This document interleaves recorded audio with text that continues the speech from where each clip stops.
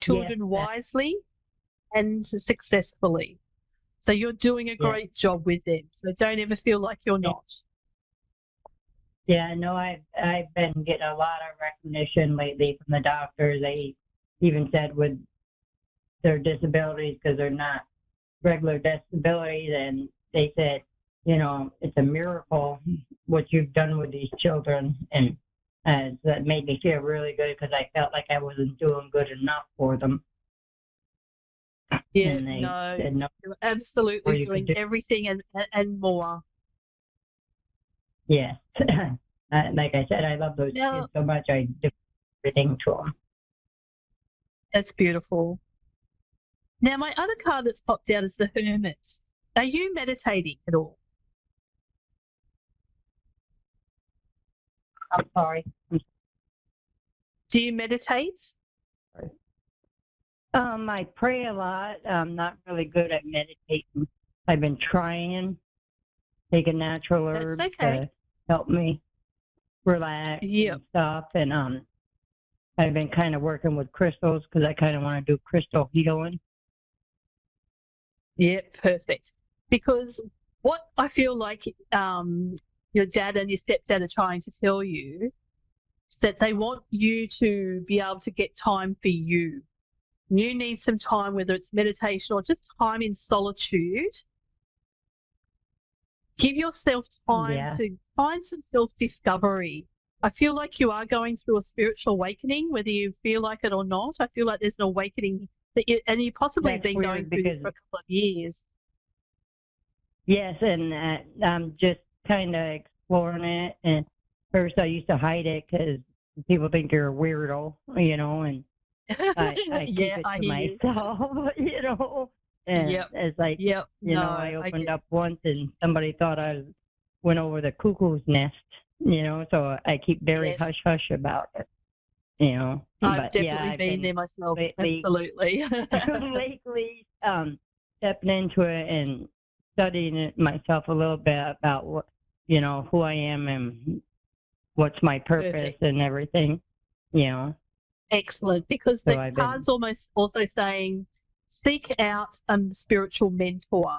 So I don't know if there's a women's group or a women's circle or somewhere where you can go to learn more about your spirituality. But they're saying if you can seek that out, that would be very beneficial for you. And it's also saying yeah, I kind of want to. self-discovery. Yep, I've been discovering a lot of stuff lately, and it's been scaring me, Yep. and because it's been And that's what spiritual, and stepdad's doing. Stepdad wants you to open up and find, this is a real world that is out there. And I think he really wants you to tap into that, if that makes sense. yeah, because this might sound weird. I'm all new to this, but I see things and know things, get predictions, and it freaks me out. And a couple of times I told people, and Yeah, no, you this is and all, yeah, they're no, like, and a lot "How'd of you us have know been that?" there. And it came true, and then I said, "I have no idea. I just saw it in like a movie in my head, And Yeah, yeah, they were absolutely. So freaked out, that's and I said, called "Well, claircognizance. that's Yep, what." we call that claircognizance. Claircognizance. It's just a Mm. knowing. You just know things, and that's one of my main clairs. I'm a claircognizant. So you've got clairvoyance, clairaudience, and claircognizance is that knowing. Yeah, and that sounds exactly what you've got. Mm. That's why I hear spirit and see them. Yep, absolutely, absolutely. And it's time to look into that for yourself. So yeah, I think the more that you look into it, the more you'll find your way. Now, I was talking about someone coming in for you earlier. I've just had the Lover's card pop out for you.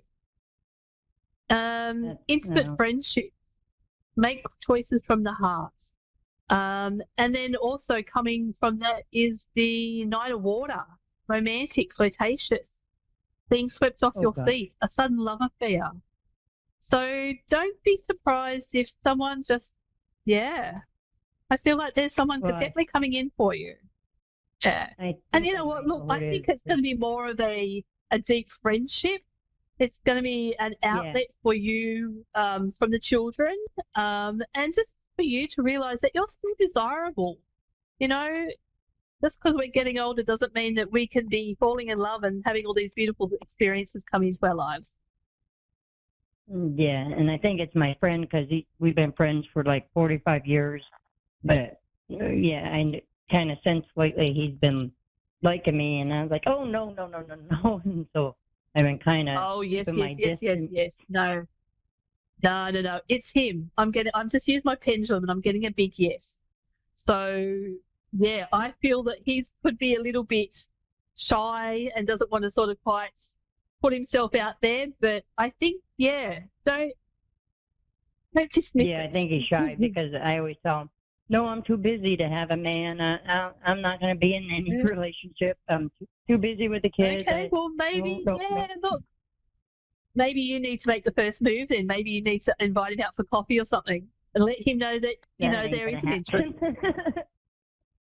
Yeah, look, and and even if you just go out once a week and just get you out of the house and just to have that, that adult, communication. Yeah. Yeah, but I feel like it could develop over time. Yeah, we sometimes go to lunch or have coffee and stuff, but never as a, Yeah, not to me as a date. It's just friendship thing, yeah, sure. Well, don't be surprised. I would Thank be you so much, surprised because Paula. You have a lovely night. Thank you so much for calling in you so tonight. much. You really, okay, You're thank very you. welcome. All the best. Suzanne from Skill in New York. Yes, Yeah. Hi, Susan. How are you? I'm here. I'm That's good. It's Sue Ann. Sue Ann. Sorry, It's my Sue Ann. pardon. That's How all are right. you, Sue Ann? I'm good. Were you just after a general reading tonight, or was there something that you need answers on or clarity? Just a general reading, I think. Sounds good. Well, the first card that pops out is the Justice card. Stand up for what you believe in. Try and see all sides of a situation. Let's see what else pops out for you.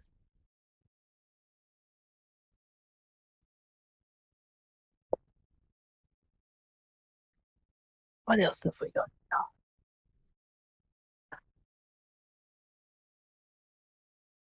Being unable or unwilling to make a decision. Follow your heart rather than try and make others happy. Over analysing a situation. Is any of this making sense? No, not really. That's okay.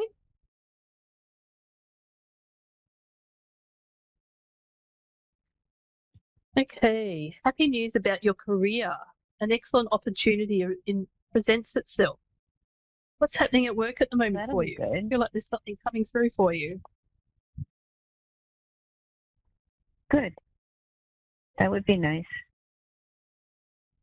Yeah. What kind of work are you doing? I'm a nurse. Oh, lovely. I'm just going to grab some cards. Keep falling on the ground.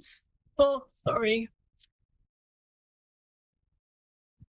A lack of self-confidence.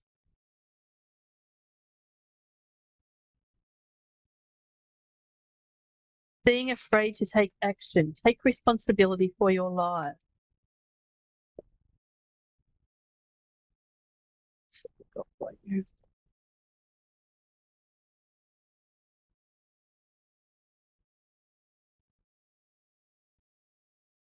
Make choices to support your path to happiness. Have faith, the future is bright. Positive changes that bring an end to challenging times. The light at the end of the tunnel. This is all to do with your work at the moment. Well, that's a Are big you in a deal right now. relationship? Am I in a relationship? No. Okay. Yeah, no, I feel like most of this is happening around your career at the moment.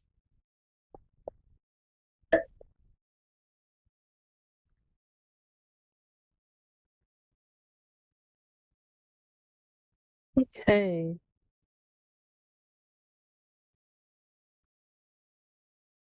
Hermit's popped out. Are you meditating?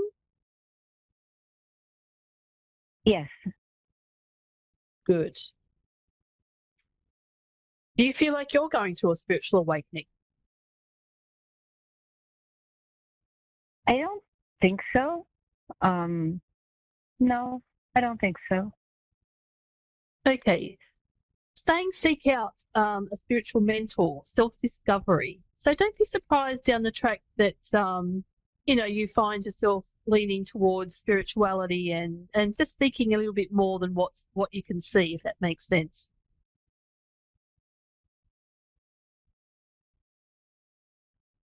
You've got grown children? I have no children. No children.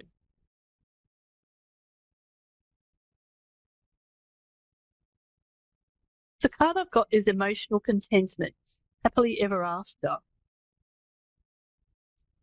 See what else is coming in for you. I feel like there could be a man coming through. What do you think?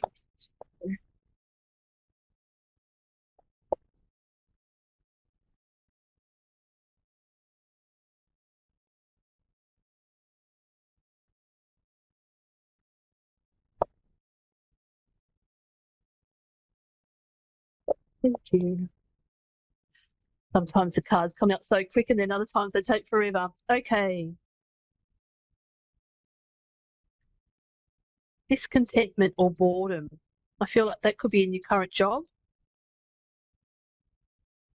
Yes. Okay. Yep.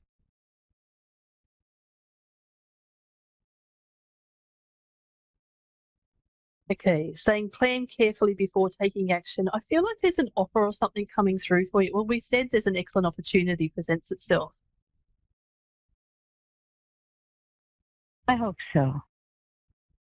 Yeah, no. It says that you pay a lot of attention to details, but they're saying they're waiting for the perfect timing. So I feel like this is definitely coming in for you, but it's just, I feel like we're looking at August. Because we've got a magical Okay. opportunity. Yeah. There's also saying a guardian angel, someone who watches over you. Now, is Mum passed away? Yes. Okay, that's Mum. She's stepping forward. Do you speak to her in your head? Yes. Like, do you talk to her at all? Good. Yep. I feel like we've all got a spirit team that work with us that we don't even know that are usually there and they want to help us in our everyday life, but until we invite them to intervene with us, they can't. So talk to Mum, ask her for help, ask her to open doors with your career, and yeah, magic can happen. So yeah, definitely be speaking with Mum as much as you can. Okay.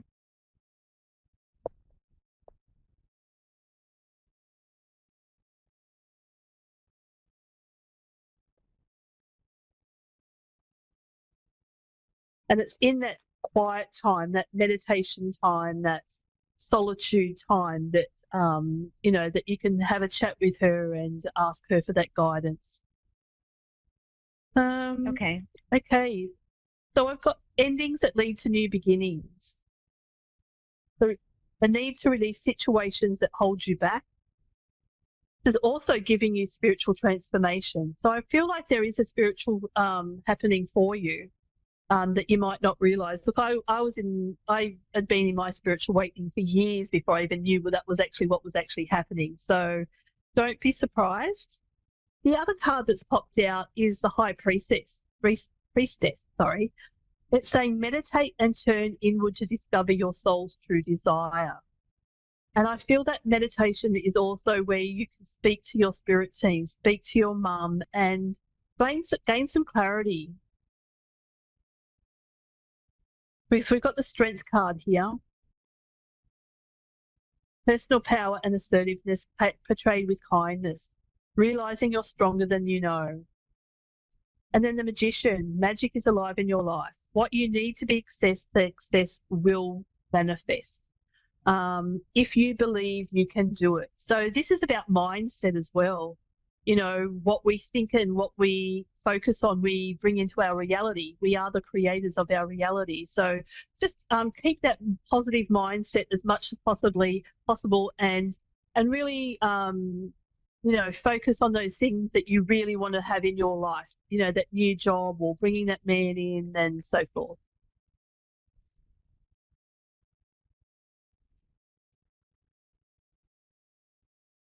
Time to take action. Give birth to your dreams. Creative projects will be very successful. Abundance and prosperity. Some beautiful cards coming out for you. Good. Yeah, there's a better way that will make you happier. Exciting intellectual challenge, and that's work. Beautiful. Yeah, this new job's going to make all the difference for you. You'll be actually using your brain more and just, yeah. Let's see what we can finish today on.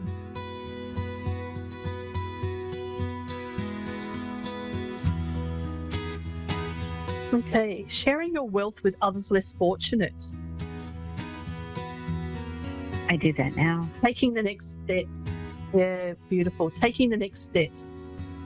Partnering with others who share your dreams. Expanding your plans. Bold and ambitious choices. And to finish on, we've got the world. Brilliant success. A joyful time of accomplishment and spiritual enlightenment. So that's there again for you. So I definitely feel like you're in the middle of a spiritual awakening. But they're also saying be proud of yourself. You've got yourself to where you are today. And again, you're the creator of your reality. What you're focusing on, what your mindset is really focusing on what you want and bringing those in. Thank you so much. I'm really grateful for you calling through tonight, Suzanne.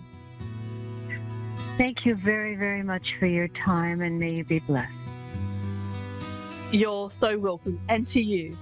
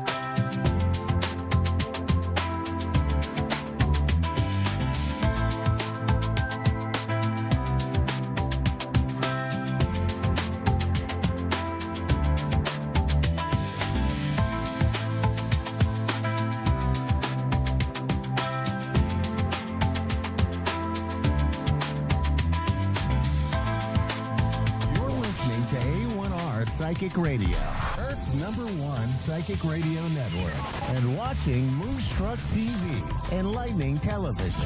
Welcome. Time for the Eleanor Grace Show with Eleanor Grace. Eleanor Grace. Live from GraceDestiny.com. Connect direct. In North America, dial 888-454-2751.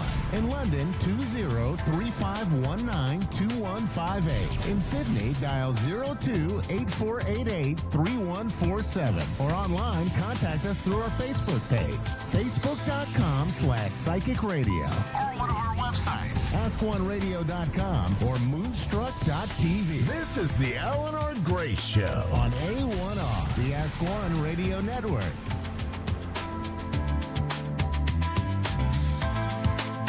Hello everybody, hi, how are you here today? You're with me, Eleanor Grace, and we are live here from London, and I'm hoping that we can make a great connection here today. And I'm going to do some live readings with you using my cards. These are tarot cards. I also have my candles, which is great to bring spirit into the room. This is my spirit room, and I love to share that real feeling of encouragement and spiritual connections with all of you. And you can join me as well on TikTok and Instagram. So TikTok, Eleanor Grace Destiny, go there and you'll see my live shows, and I do card pulls and lots of connections with all of you. Now, I'm hoping to get my callers in live here today, but just to also let you know that I will be starting subscriptions quite soon, and this will be on TikTok, hopefully on Instagram shortly as well, so that you can enjoy me in an exclusive space, and that is my inner circle. So it's this inner domain where we can talk freely and you can ask your questions, lots of Q&A, and you can find out a little bit more about your own psychic development. So that's how to open up your third eye maybe, and how to connect as well to spirit by using psychic visualizations, by using cards and crystals and candles in order to get to your subconscious state. That's what we want. That's our dream state. That's when we really do like to connect through to spirit, because that's when we're receiving those messages from the angelic realms as well. And it's that different dimension, isn't it? Has any of you really experienced that yourself, when perhaps somebody that is a loved one, an ancestor, has passed over, and you feel their presence in your dream, or you feel them around you, perhaps when it goes a bit cold? It's that very thin veil going into that otherworldly experience. And lots and many thousands, hundreds of thousands of people understand that and have experienced that as well. So I would love to hear from you if you've ever seen a ghost, if you've ever had that really strange message come through in your dreams from mum or dad or husband, wife, or family member. And if you can recount those stories, and you can recount those, sort of situations, which I think are very important for you to understand exactly how you can be looking at all of your particular specialities. So we've got Nina here in Cleveland, Ohio. Hello, Nina. You're through to Eleanor Grace. Hello. And let's have a look. Hi there. Hi. So you're in Ohio, I understand. Yes. Okay, Yes, that's I great. am. And I'm in London in the UK. So we've got lots of miles in between us, but I'm sure we've got a great psychic as well. So I'm just going to shuffle now. I've been shuffling a while we've been on air. But Nina, I'm taking you a card here just to get a good trigger. And this is your very first card. It's this man who seems to be very distant. And that's what I'm connecting to as well. This sense around you that you've got to look now into your future and look for different signals, different opportunities, and perhaps a new pathway, looking at making some changes. And this is really relevant for you. You're looking at your world, you're looking at, well, what can I do that is so much better than where I am at the moment? Is that how you're feeling, Nina, that you want to explore new avenues, new possibilities for yourself? Because that is so prominent. That's the next thing that I can see happening to you here. Is that true? Oh yes. So I have been working on my gut microbiome, and the reason for that is because I want my intuition to be as strong as possible. And I had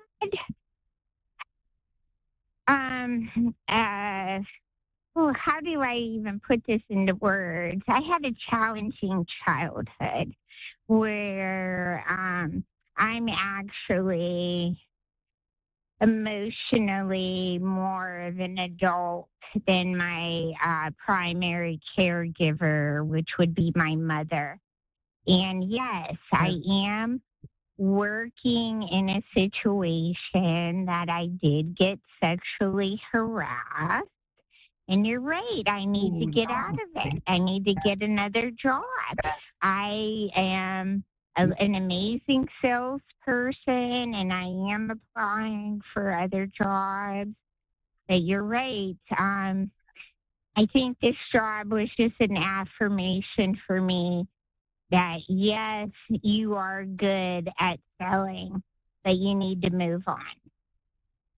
Yeah, I feel that it's coming up quite rapidly here for you, and that you're being helped and supported as well, Nina. And that's really important because you've had such a difficult experience, but this also goes back a long way as well, doesn't it? It's going back into your childhood as well. This current situation that you've been in. Yeah. An awareness of yin and yang, and as above, so below, that both forces are working in my favor. You're right. There's a constant reminder of that. Do you know what I have here? Duality. Romance for you. So this is what's coming in next, Nina. So you mustn't give up hope, and you mustn't think that that's it, that you've just got to recover and heal, because somebody is being brought into your life who is a romantic connection that actually helps you to feel so very, very much better. With love, with a lot of love and support for you as well. And that's what you have got to embrace. I can feel your arms being sort of hugging this person and just going, oh, I do love you. And I can feel that that's what you're going to be saying as well. So somebody, go on. I am 59 years old, and doesn't matter. It has been difficult in life to be so alone. Yes, it has been.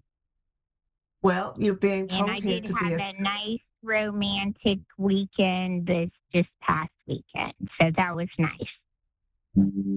Okay, that's what I'm connecting to, that you're being brought support, love, romance, a bit of charm and luxury, and a sense of, look, that was a horrible past. That's a horrible situation, but you've survived it. You've come through it. You've lived through it. And you're here now to live your life in a different way. And that's what angels are saying to you, that you can afford to be optimistic. You can afford to be happy and to love again and to allow yourself to be loved. Because sometimes when we've been abused, it's just we don't feel that self-love anymore. And that's really hard. It's really hard to understand. But I do feel that this is such an important situation for you that you can't ignore it. So I do feel these arms reaching out. Thank you. Yeah, and that you're ready. This is the other message that I've got here for you from the angel That's oracle. really nice to hear. Yeah, that you're ready to be loved and adored and helped and supported in life for this next phase that's coming. I think there's a lot of change now. And you know what? I feel that you are going to be helping other people as well. So you must be reaching out to maybe other victims that have suffered similar situations to you, but you can do so much for other people. I was so silenced in everything I went through. I was literally told by this primary caregiver that I was forbidden to speak. And it was very detrimental to me.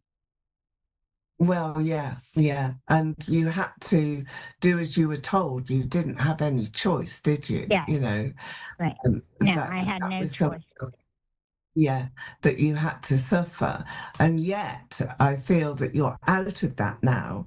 And now you do have choices, that you can be vocal like you are with me, and you can tell your story as well. And that this is something that you've really got to start to gather together, because I think you're going to write it down as well. I think you're writing your story down for everybody to see, maybe in a recording or a book or just voice notes. But it's so therapeutic. That's interesting, because people have been encouraging me to write and telling me that my story is interesting, and thank you for that. I appreciate it. Well, it's an interesting story, but it's true. It's real. It's what human frailty is all about, that you have a relationship that's a trusting one, that we're all supposed to trust, and that's what we're told by society, and then that's abused badly. So do you do? I think you've survived it well. And that's what my message is to you today, that no matter what you've been through, you've come out the other end. You're a survivor. You're not a victim anymore. And you can tell your story, and it will help lots of other people as well. And that's what's really critical now and important for you. I feel that thank you.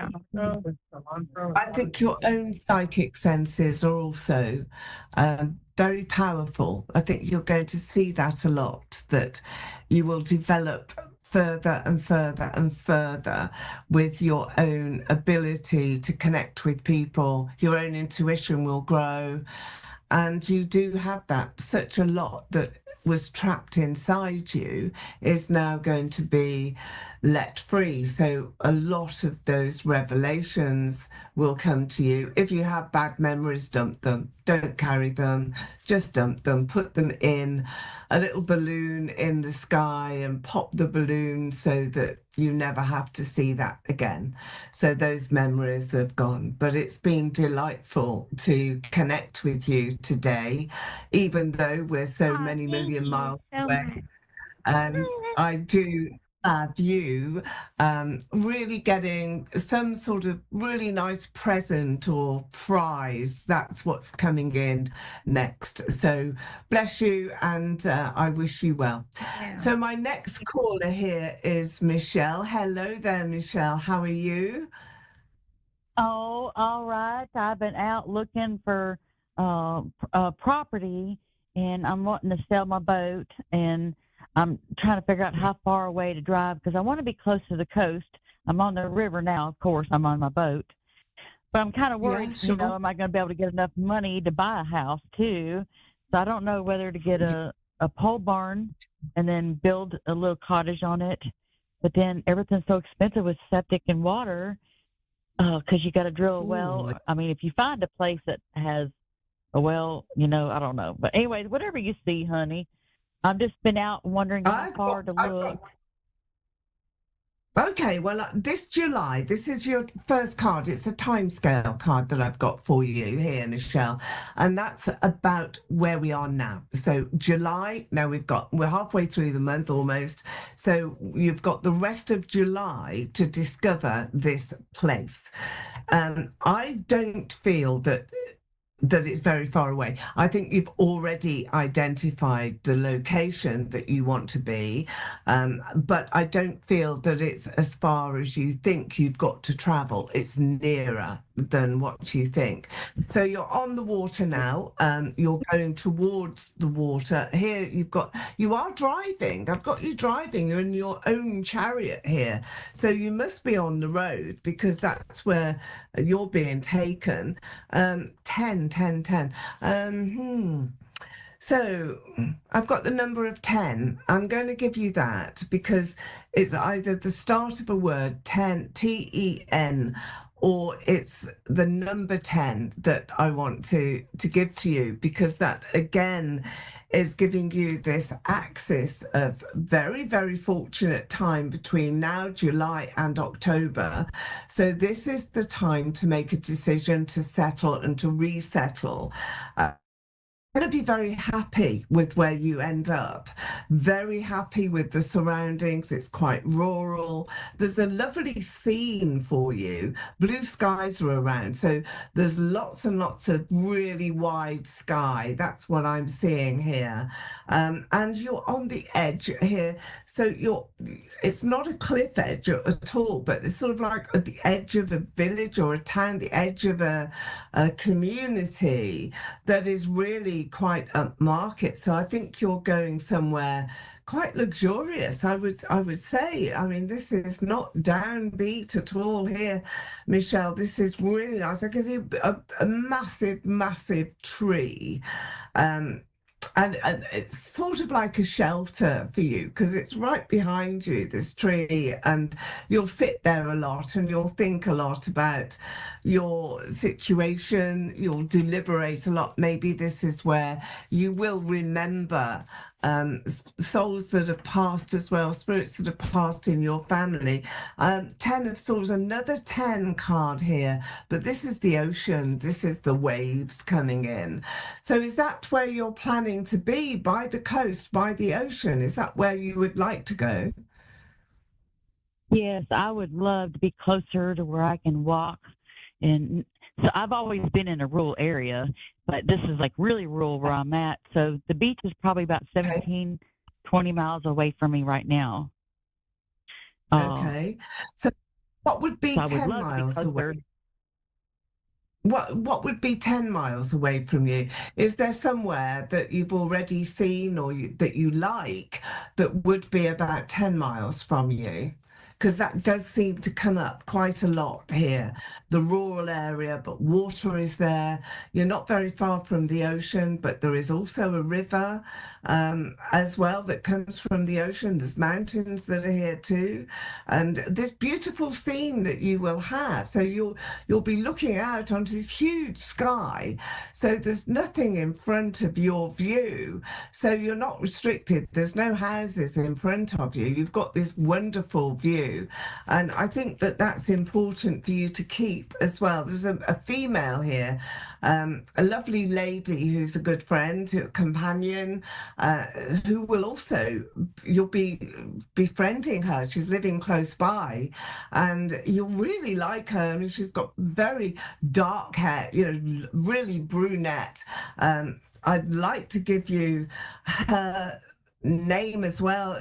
It's like a Bridget. I don't know. I feel it's Brid or Bridget. So I'm going to give you that. Sort of quite French. I think that she's quite a French sort of orientation lady, got lots of connections to France. And I think she's wonderful. So you've got this person who's like a guide, a sign is going to be given to you. She's coming into your life. And I think she's a neighbor, she's next door, and she brings a lot of happiness here to your world because she can contribute so much.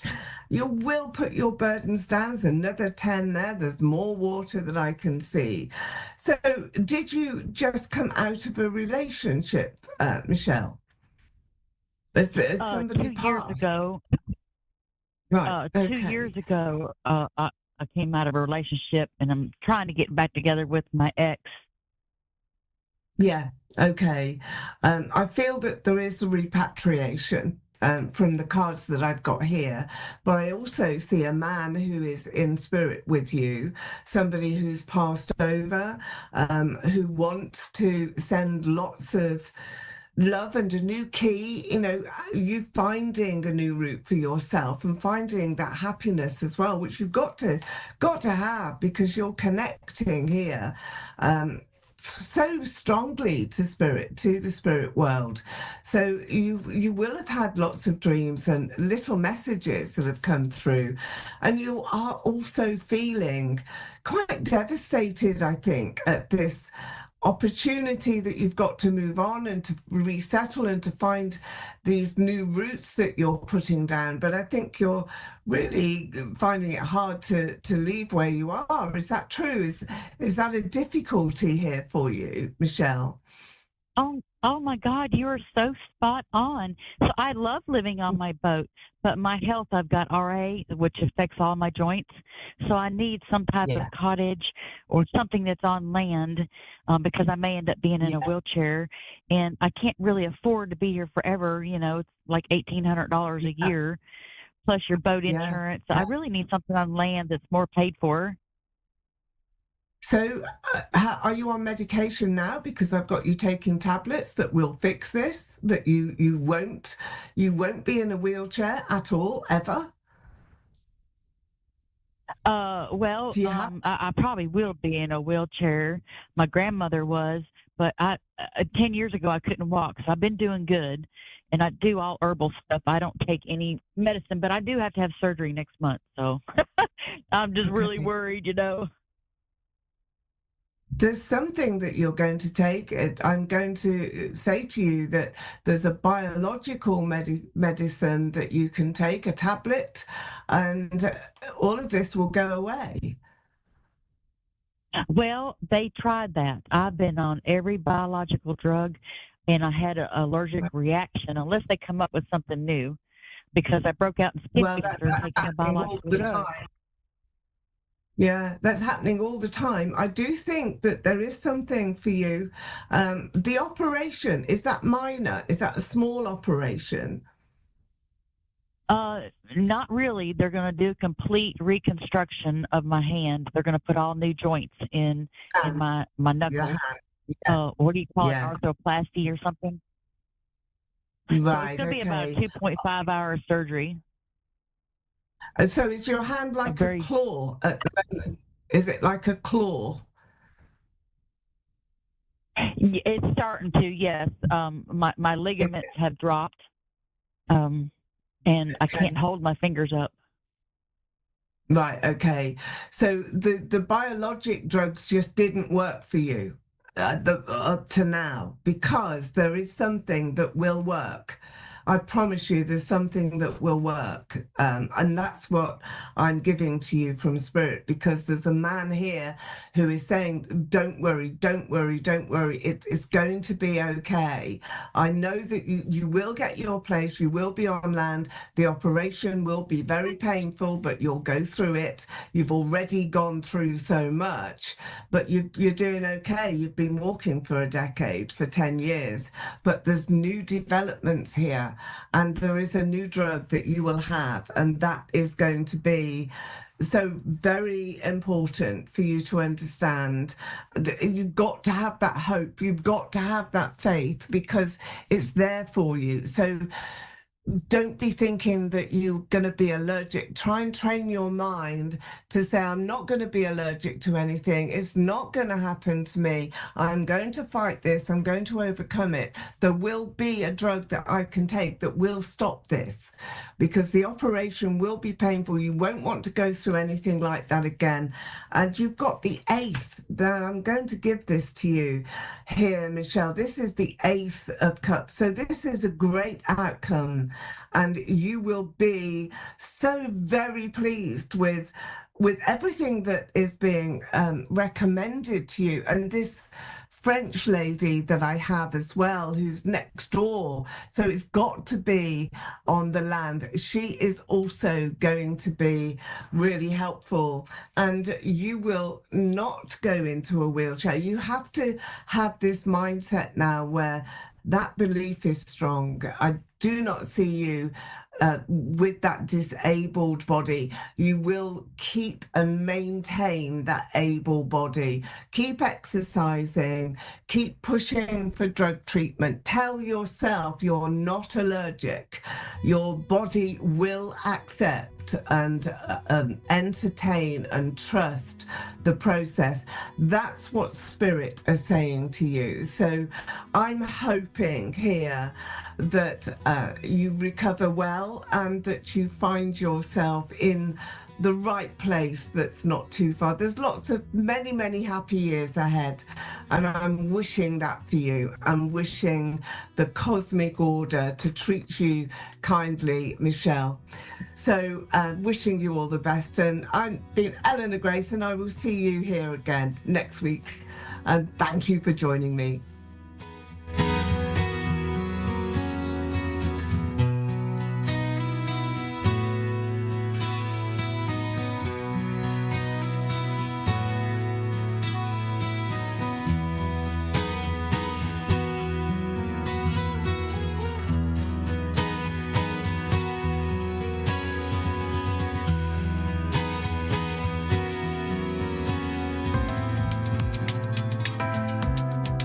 Listening to A1R Psychic Radio, Earth's #1 psychic radio network, and watching Moonstruck TV, enlightening television. Welcome. Time for astrology and psychic readings with Lady D. Lady D. Live from LadyDPsychicParties.com. Connect direct. In North America, dial 888-454-2751. In London, 20-3519-2158. In Sydney, dial 02-8488-3147. Or online, contact us through our Facebook page, facebook.com/psychic radio. Or one of our websites, askoneradio.com or moonstruck.tv. This is Astrology and Psychic Reading on A1R, the Ask One Radio Network. Everybody, welcome to Astrology and Psychic Readings with Lady D. I'm your host, Lady D. I hope you've all had an amazing week. So last week we had that conjunction of Mars and Uranus, and I feel like we've felt that energy all throughout the week. So this week that we got coming up with the astrology is have another big week, and we're all gearing up for the 19th, and that's going to be an alignment where we've got Pluto, Neptune, Uranus and Jupiter all at 4 degrees. So at the moment, we're just waiting for Jupiter to click in to that 4th degree, which will be happening on the 19th of July. So that will be when we come back next week. So what's happening up this week? We do have today, we've got today's the 10th for me. We have Venus moving into Virgo, and also Venus is also in trine to Chiron. So in trine to Chiron, I don't like to play Chiron, we all know that, but Chiron, if a trine can actually be positive. It can be a sense of healing to do with either a loved one or finances. With Venus moving into Virgo, it's a little bit picky. It's cautious. It's not overspending. It's sort of holding back, and what do I actually want, or am I saving for a rainy day? If it's going to happen, is that going to happen? And it might be that you're wanting to. It could even be that you're wanting to spend money on yourself because you're not happy the way that you look, or because you're wanting that perfect haircut, or you're wanting, that perfect makeup as well. So there'll be practical reasons why we spend the money, or with the energy that's happening with that Virgo energy. It's about being perfection and precise, but also not overspending, because I feel like Virgos are very they're very conscious and they're very aware, but they overthink things too much. But if this has to go this way, then this has to go this way. They're very cautious and conscious of what's going to happen and the effects, and they always want multiple plans about the same situation. Now, we also have this. So it's going to be a new moon. So it's going to be in Cancer on the 14th of July at 7:43 p.m. That is my time here in Sydney, Australia. It's not going to be an easy one with this new moon because it is in Cancer. It is going to be conjuncting Mercury. So on the 13th, we're going to have the Sun will be conjuncting Mercury retrograde, and then the day after is the new moon, and the moon will come and conjunct it, but it will actually be so actually will be a couple few degrees from Mercury when it has the actual energy of the new moon. So being in Mercury retrograde, as we know, if communication not going smoothly, going a bit haywire, things not really working out to where you planned. But this is bringing up feelings of, could be unsafe, unworthy, or uncomfortable feelings, where someone's made you feel uncomfortable even, and it could be to do with like family, like your surroundings, your support system, because that's what Cancer represents. We also have squares here. So we have Venus is square to Mars, so that's not great for looking at anger. We've also got the Sun, Moon, and Mercury all squaring to Saturn. So this is going to bring up some problems. As I said, an uneasy feeling. We've also got the Moon square. It's also going to be squaring Chiron as well as the same thing with that Venus is trying it. So we've got those squares to Chiron as well. And we've got other planets squaring Chiron too. So I feel like it is going to be a situations, a feeling like where situations are not meeting your expectations. I feel like it's going to be feeling the energy might feel quite dense or uncomfortable. And I feel like that everything's going to, there's going to be a lot of people, I feel like, situations where it's going to feel that I don't know what's happening. As I said, you might feel a bit insecure, a bit safety, a bit anxious, a bit worried. Going to bring up all these emotions. And it could be you're trying to hold things back, because when we're in the sign of Cancer, you are holding back emotions, because Cancerians like to hold the emotion in. They don't like to let it out unless you break that shell. So let's see how this week pans out. Let's go to a caller. So I've got Michelle, who's in Panama City in Florida. So hi, Michelle. How are you? Fine. Thank you so much for taking my call. It's okay. How can I help you today? Well, I'd love to find out. I love where I live. I live on my boat, and of course I have RA. So I'm afraid that in the future, I don't know if I'm going to be able to afford to stay here, because I have to pay for the lease, once a year. So I just wondering, where do you see me at in a year? You see me selling the boat? I mean, I'm worried, am I going to get enough money to buy a place? And, because my health, I got to have surgery. I got to have complete reconstruction in August on my hand. So I'm kind of worried, how everything's going to pan out and being able to take care of myself, Okay, well, I do see that you love that boat, and I see you love where you are now.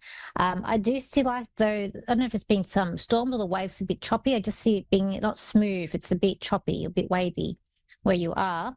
But I do see on solid ground, so I do feel like that there is going to be an apartment, a unit. I do feel like it's like an apartment that you're going to be going into. I feel like this could be like a year and a half, though, not because I'm getting a year and a half as in timeline of when this will happen. I do see you having the money. With the operation on your hand, is it your right hand? Because my right hand just feels a bit funny, and it's like you've got lacking in the funny. strength. It is. It's my right hand. They're going to put all new joints in my hand.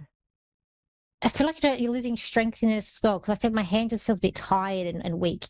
And it's something about, like, they're showing me the top part of the hand as well, too. It's like a ligaments or something to do with that. Because I feel like you need, and I feel like also that might also be part of the reason why having to give up the boat or be living on the boat, because I feel like it's going to, the stuff that you have to do on the boat, you're not going to have that strength in your hands, or you don't have that strength in your hands to be able to do that anymore. But you're not, I don't feel like you're that far away from the water, because where you end up being in this apartment, I kind of feel like it's an apartment and you're up high, and I feel like you can still see water from there. So you're still going to be able to, I think you feel like you're going to be able to smell the water as well. Oh my God, that would be so great, because that's my spiritual energy. I love being on the water. And it's like, it's not, I'm not seeing a full-on beach though. I'm seeing like, it's like it has a, what do we call it? I forget what wharf. Like I can see a wharf there, and there's other boats that you can see from your window. And I see pelicans there as well. So, I don't see, I remember like a marina, like I'm hearing the word marina. So it might be like a marina area that you end up. But I do feel like that you're going to be happy there. And there's people that I feel like there's family that are going to visit you. But it's, and you will have the money to move. I do feel like you will have to sell this boat, and with that, it will go to where you're going to go to next. And I feel like you're going to be able to afford everything that you need, but you're going to be very practical in where you're going to go to. I feel like I'm not a doctor, but with the hand, it may take a little bit more time than what you expect for it to heal too. I just keep on hearing the ligaments or something about the nerves in their hands. So I feel like it may take a little bit more time than what you expect for it to heal. But it's like everything has a time, and also has a place too. Your mum, is she still with us, or is she a bit tricky? Well, I have two moms. I've got my biological mom, and then I've got my stepmother, who I also call mom because she raised me since I was 4. And I think she's pretty close. She's on hospice right now. Okay, so I've got a mom. I kind of felt they were here, but then I kind of felt maybe they weren't, because but then I felt like they were trying to trick me. And the way I see that their hair is that it's like flowy, it's not straight, it's like a sort of buffiness, curly, flowy kind of hair, not thick, and it's a brownie colored hair. But I kind of felt like that on the outside to other people, they were nice, but there's a different energy to this person, because, as I said, they're trying to trick me. Like, first of all, like they're telling me they'd passed, but then they said that they were still here, then they were like, they passed. And they just showed me there's 2 different personalities to this person. And like a mousy brown hair, I kind of feel. Does that make sense? Oh, she's got Alzheimer's. So your real mum, your biological mum, shouldn't say your real mum, sorry about that. Your biological mum, do you know if she's passed over? And neither one of them has passed over, but my stepmother that raised me, she's real close. She's on hospice. But my other mother's sick too. Okay, right. So the lady that raised you, I feel like she's different energy. I feel like she's very nice. She can be very sweet, heart of gold, wants to help you. And I feel like that she is like your support system, like your rock. And I do feel like that you're helping her through this time, and she's very grateful for you. And she is like even though she's not biological yours, it's like she's yours, or you're hers. Yeah. The bond is tight, strong. I feel like this is more your biological mum, and I feel like it's like a split personality here. I feel like on the outside, people see her as being like sweet or very good nature, but there's an underlining personality underneath that for people who are close to her or get to know her. There's a different personality. Right. Than what you see on the Yes. surface. And I feel like she can be a bit of a tricky lady as well. And like this lady, she expects more. It's like she does. It's like she feels like she deserves more respect, but it's like she hasn't earned the respect that your stepmom has earned. Does that make sense? Yeah. That's so on spot. So I kind of feel like that with your biological mum, that there's a stirring of the pot. But I feel like your loyalty, or you're going to be going more towards the stepmom, and you're helping her through her time. I don't know. I kind of feel like with your other mum, it's like I don't feel like she has a lot. I don't feel like she's got a lot of money or there's a lot there, but I feel like she's like indicating that you're not going to get what she has, but it's to do with money. But I don't feel like there's a lot there. But she may try and use the dangling and the carrot to get what she wants from you. But I do see her stirring the pot, so I think she's going to maybe cause a bit of drama or cause a bit of but I kind of feel like you'll be more loyal to your stepmom. But just be aware those energies that might be coming up. And I also see a dog with you as well. The dog wants to shake. I feel like this dog will be well trained. I want to shake his hand because he's bringing me up his paw to shake the hand. Too. And I feel like it's a white colored dog, so I don't know where the dog fits in. Oh, this is one that you're going to get when you move, but I do see a dog with you. It's got an like dark around the eye as well, too. We had a dog that passed away. Oh, that might be him. Is he white? She was a border collie, so she had white on her belly and on her neck, and the rest of her was black. But she had white all underneath her neck and on her belly. Very well trained. Like you can shake. I can see the dog. You can shake his hand's dog. It's very well trained, and cute. But oh yeah, she was very smart. Thank you for calling in today. I hope I've helped you. Oh yes. Oh God, thank you. That's okay. So everybody, if you want to contact me, you can. My website is Lady D Psychic Parties. My Facebook page is also Lady D Psychic Parties. My Instagram is Lady DS Psychic. My YouTube and TikTok is Lady D Psychic. I've just put a video up my YouTube on Prince Harry and Meghan and his family. I'm also going to do a video soon about another true crime video that I'm working on as well. And I'll be doing, I might do a video also on another celebrity. I haven't decided yet which one. But anyway, so thank you, and I'll see you same time, same place next week. So I hope you all have an amazing week. So bye for now.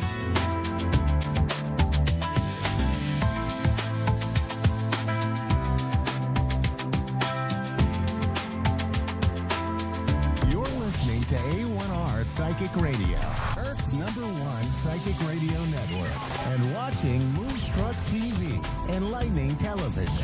Welcome. Time for Soul Song Healing with Lizzie.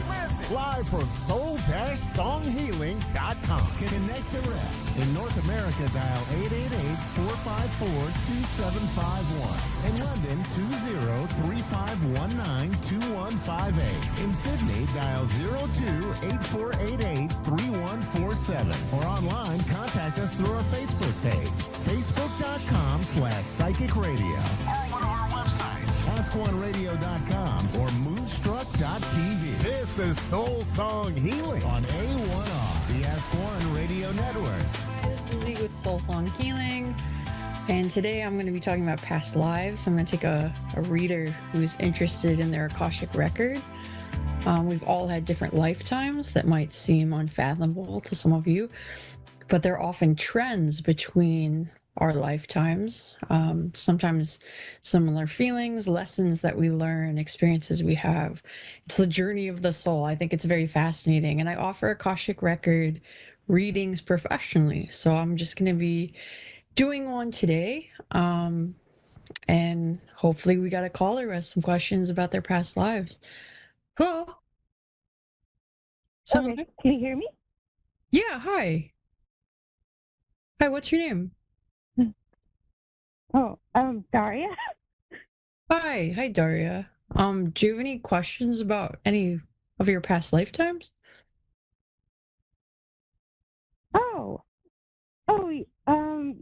Yes. Does it matter what I ask?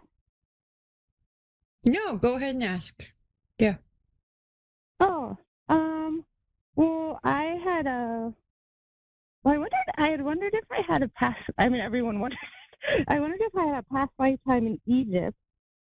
Wait, hold on.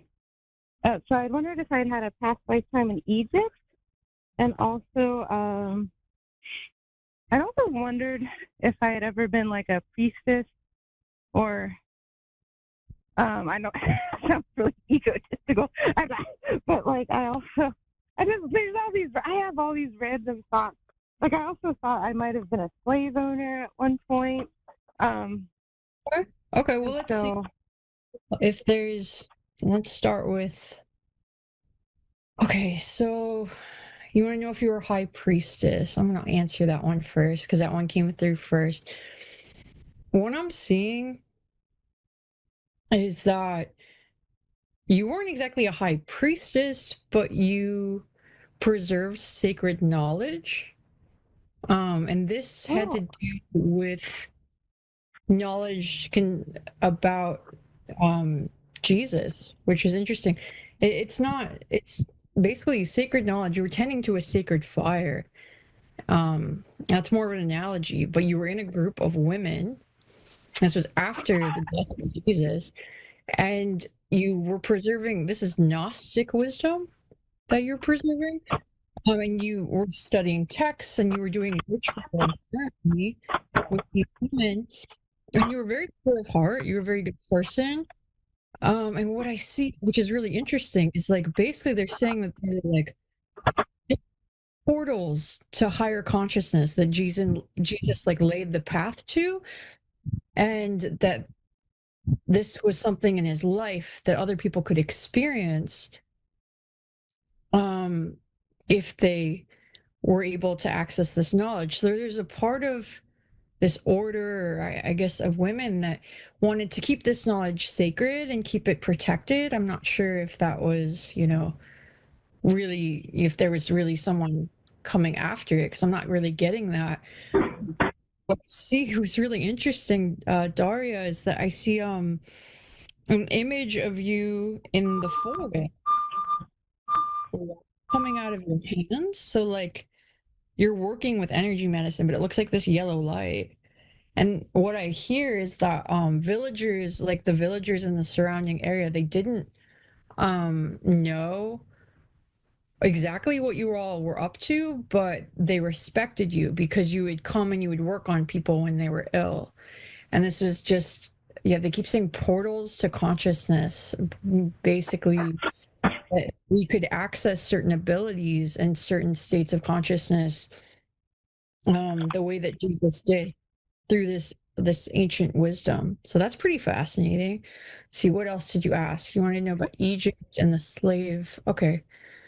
Well, I also had this sense that I had something to do with Jesus at one point. And again, I'm so egotistical, but I don't mean it like not anything like that this lifetime. But that's why I find that fascinating. Anyway, I just wanted to say that. Well, sometimes you have memories like I want to answer the slave owner one because there's like some reassurance coming through that like, no, you weren't a slave owner, but like there's a part of you that remembers this lifetime. It feels like, does that make sense? It's like what I see is they're like, so you were part of a family that owned slaves, but you were just a little girl.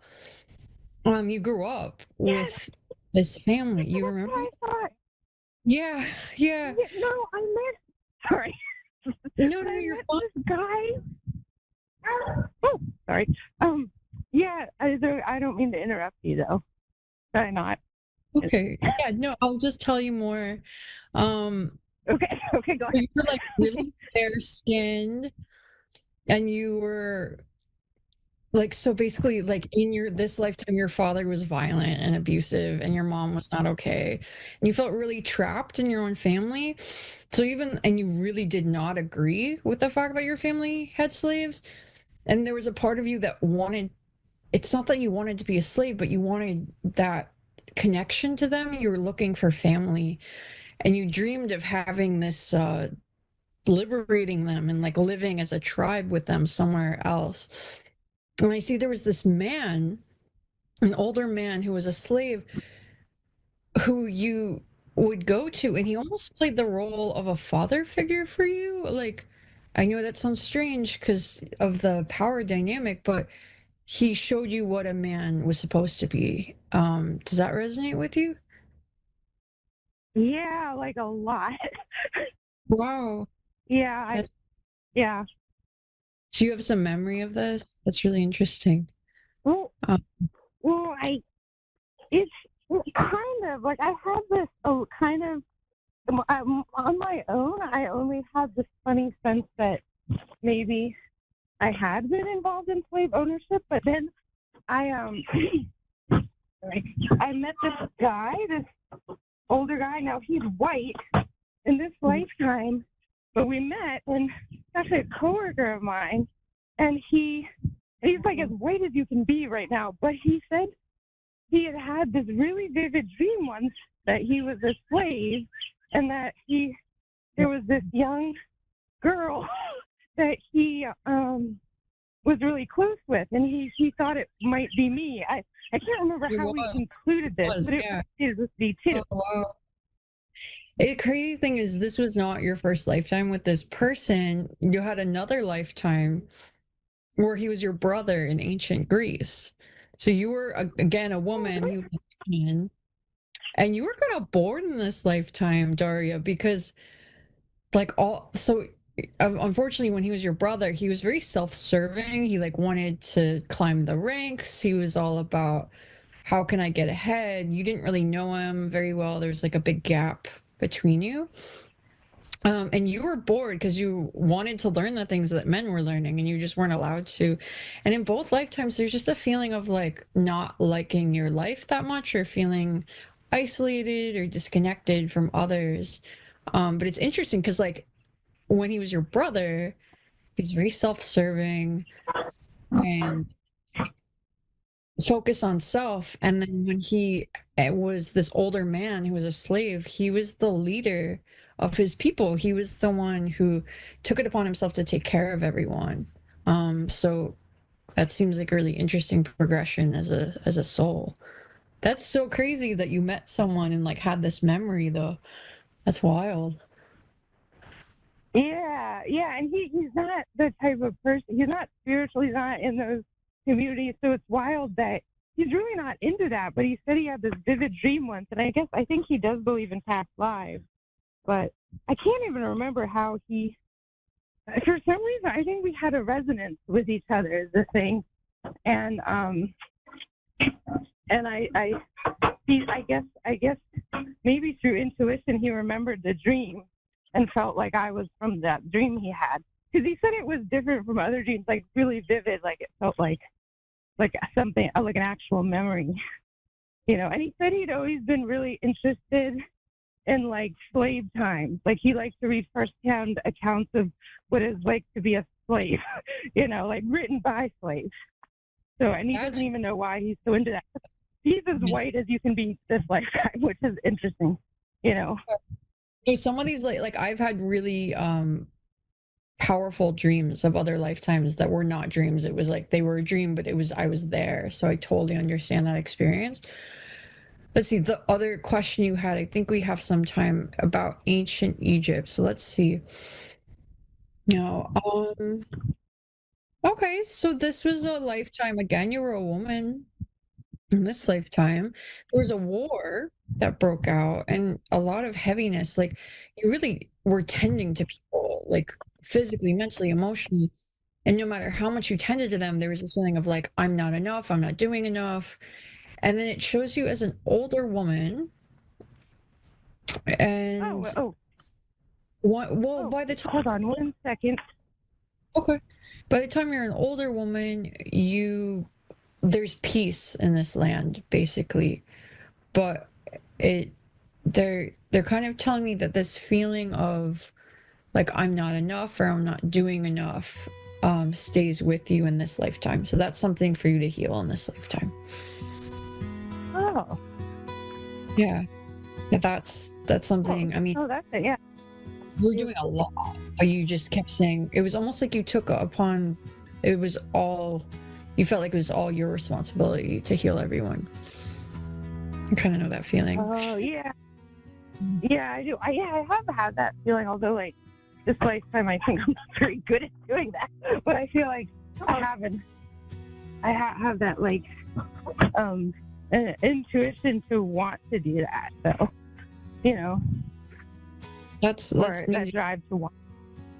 yeah.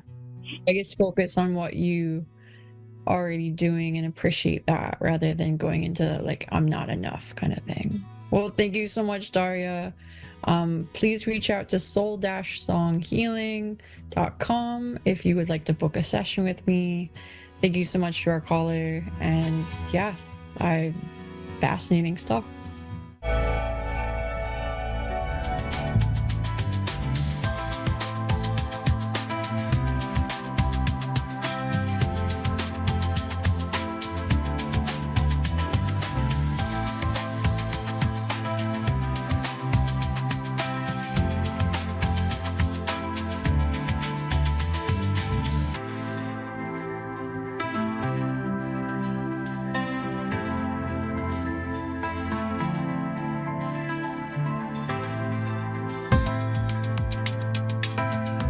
You're listening to A1R Psychic Radio, Earth's #1 psychic radio network, and watching Moonstruck TV, Enlightening Television.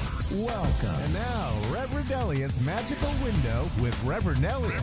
Live from magic-works.com. Connect direct. In North America, dial 888-454-2751. In London, 20-3519-2158. In Sydney, dial 02-8488-3147. Or online, contact us through our Facebook page, facebook.com/psychic radio. Or one of our websites, askoneradio.com or moonstruck.tv. This is Reverend Elliot's Magical Window on A1R, the Ask One Radio Network. Greetings, fellow seekers of truth, wisdom, and light. This is Reverend Elliot coming to you live tonight for a change. Live, July 2nd. If you remember who I am, raise your hands. How's that? You know, look at that. I'm already spilling the cards. It's like I've never done this before, right? But here I am. I think I missed about a month, but I ought to tell you what happened because it's a cautionary tale. It could happen to anybody, or maybe not. Maybe it's just the kind of stuff that happens to me. We've got this table in our kitchen. It's a very sturdy wooden table. It's a beauty. It's been there for like 50 years. And I've never had a problem with it. I've treated it with respect and decency, and it, for its part, has held our dinners and breakfasts and lunches, and we would put an old IBM Selectric on there when I was in my screenwriting days, and I would bang out screenplays. And it was a nice thing, this table. And a little over a month ago, it turned on me. It got ferocious. I cracked my knee against one of the legs of the table, the knee and the shin. If you had your windows open that day, wherever you are, you probably heard me scream. Well, it was massive, massive pain. And the pain, it just persisted for weeks. I mean, I was in touch with doctors. I had the whole thing ready to get looked at and removed. So that's it. I'm going to have a peg leg now. It's all I need, you know, already sporting an eye patch and already, you know, now I just need a peg leg. I'll be a pirate again. But yeah, there were two problems with this that kept me from doing the show. And one of them was the painkillers. These pain medications kept me slap happy and goofy. And I was just, I wasn't making much sense. And I'm kind of hoping that is an extraordinary circumstance. I like to think that I'm rather sensible, but you never, that's for other people to decide. But I kept busy during that time, mostly perfecting my whimpering style and crying and screaming in agony. Oh, my neighbors put up with so much, but it was screaming out loud pain, and you don't want to know the painkillers I was using. But there you go. It took a while, but it healed up a couple of days ago. I noticed there was no more pain. And the first thing I thought was, I got to get back here to Ask One Radio and do a show. The second thing I asked was, what is it that I do again? It's been so long. It's just crazy.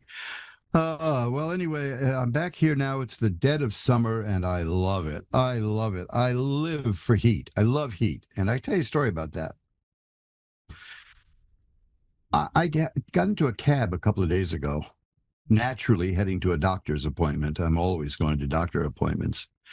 And I had a young cab driver, a nice guy, very young guy. And I told him how happy I was that it's finally hot. Because in New York, it's been like 60, 70 degrees, even into the end of June. And that can be kind of chilly. But he said he agreed. He liked heat too. But, there's something to be said for the cold weather. I said to him, you'll find out what I found out, which is when you get to be old. And I said to him, look at me, I'm old. The world gets cold. Things get very cold. You get very sensitive to cold. It's just one of those things that happens with age. And he said, as long as you bring up your age, there's something I've been meaning to ask an old person if I ever run into one and had the guts to ask him. And I said, hey, ask me whatever you want. It's what I do. I take questions about anything.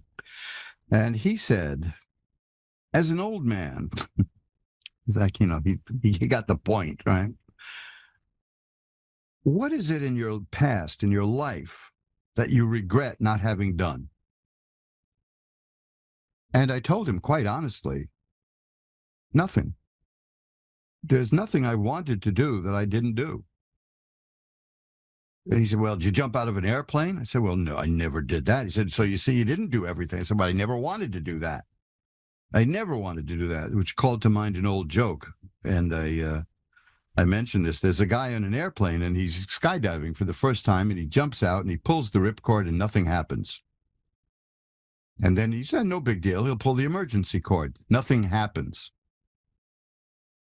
So he's dropping toward the ground at an alarming rate, and when he notices below him somebody else coming up, and he shouts to the guy, hey, mister, do you know anything about parachutes? And the guy says, no. Do you know anything about furnaces? Well, anyway, I never wanted to do any skydiving. I told him if I could repeal any law, it would be the law of gravity. But I told him that I've done everything I want to do. How about you? And he said, well, I'd like to meet Julia Roberts. So I did that. I said, what? You met Julia Roberts? I said, yes, I did, actually. Had a nice little chat with her. To this day, my wife, who was right there, doesn't believe that was Julia Roberts, but that's who that was. There was a thing at the Museum of Broadcasting here in New York. Yeah, I know broadcasting is such a vacuous thing, but they have museums of it now. And except for Ask One Radio and Moonstruck TV, that's good broadcasting. They did live performances of old-time radio shows, and I remember that the one that I saw. If you could find this, see it, listen to it. It's called Leiningen versus the Ants. It's one of the most terrifying radio shows ever produced. There was a movie made of it with Charlton Heston as the star, supported by William Conrad, played Cannon. And William Conrad was the star on the radio show. And it's just about a guy fighting ants that are trying to kill everything in their path. And it was a marvelous production. The whole shebang was produced by an actor named Val Avery, who was a very interesting actor. He was a fascinating man. Look him up sometime at Internet Movie Database. You'll see how many millions of credits he's got, Val Avery. And he financed the whole thing. And it was just a labor of love, and it was fun. And the woman in the seat in the row in front of me at one point turned around in an intermission and said, how do you like it? And I said, oh, listen, it's wonderful. I'm a radio guy. I love radio. If I had my choice, I'd be a radio person. And of course, Ask One Radio allowed me to do that some years later. But she said how much she enjoyed radio acting and all, and that was Julia Roberts, and my wife still to this day doesn't believe it. So what do you do, right? What can you say? I mean, it's not like I'm going to run off with Julia Roberts or anything, because I've had my fill of actresses. Trust me. Trust me. At some point they always break out the scrapbook. But this is, but she was very polite, very nice. But that was like maybe the 90s. So very, very long ago. And something happens to these people. Well, anyway, I'm back now, and my mind is rambling. And that's the way I like it. I took advantage of the time off and the agony to, this is an important announcement for me anyway. I pulled all my Mojo Brothers products, the books, all that. I pulled them off of Amazon. I had enough of Amazon. They once again started giving me trouble and wanted all kinds of documents and proof of all kinds of stuff.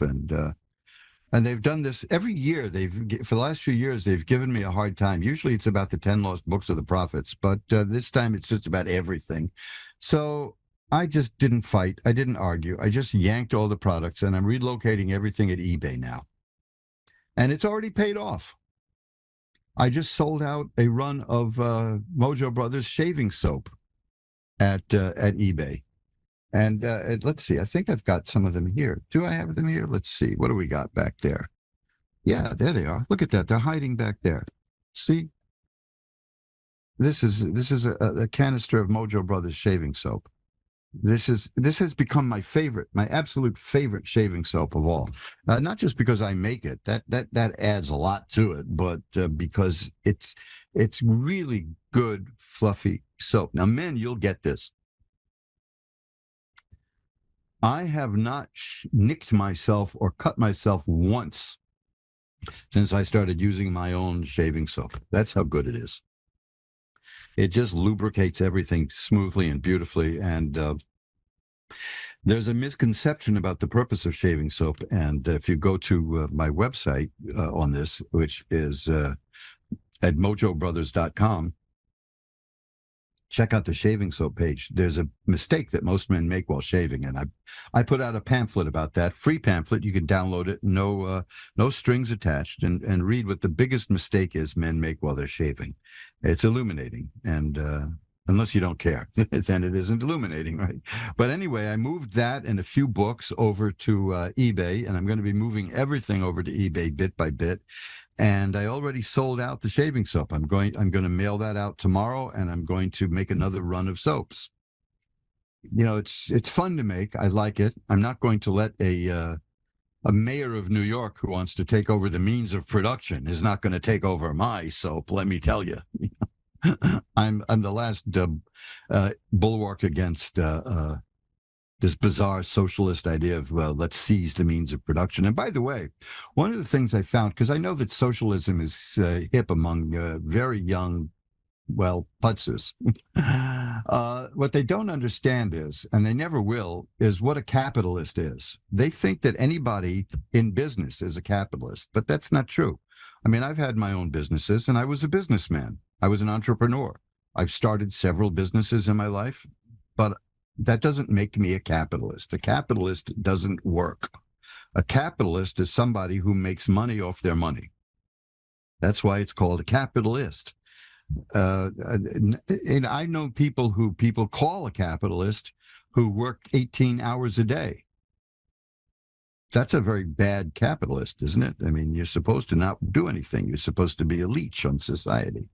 But no, these people ought to take the time to realize the difference between capitalism and entrepreneurialism, because they're two different things. They're two very different things. Well, anyway, that should bring us up to date on what I've been doing. I've been lying around screaming in agony and making shaving soap. Now, that's a hell of a combination, wouldn't you say? So I'm shuffling up the cards here. And why don't we do this? Since I haven't been around in so long, instead of talking for a half hour and running out the clock, why don't we go right to the first call?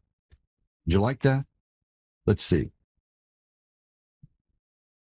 Oh,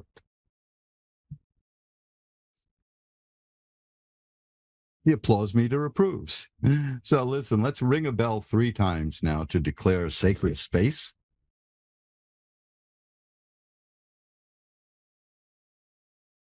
Sacred space meaning, of course, I'm not going to be a capitalist. I'm not going to advertise up through the roof here. But I will mention some products now and then if it comes up, if it's germane to the topic. And we will now pull back the curtain on the magical window and speak to Kathy in Rock Island, Illinois. Hi, Kathy. You're on with Reverend Elliot. Hello. Hi, Kathy. How are you tonight? I'm doing great. Thank you. Good to hear. What can I look at for you?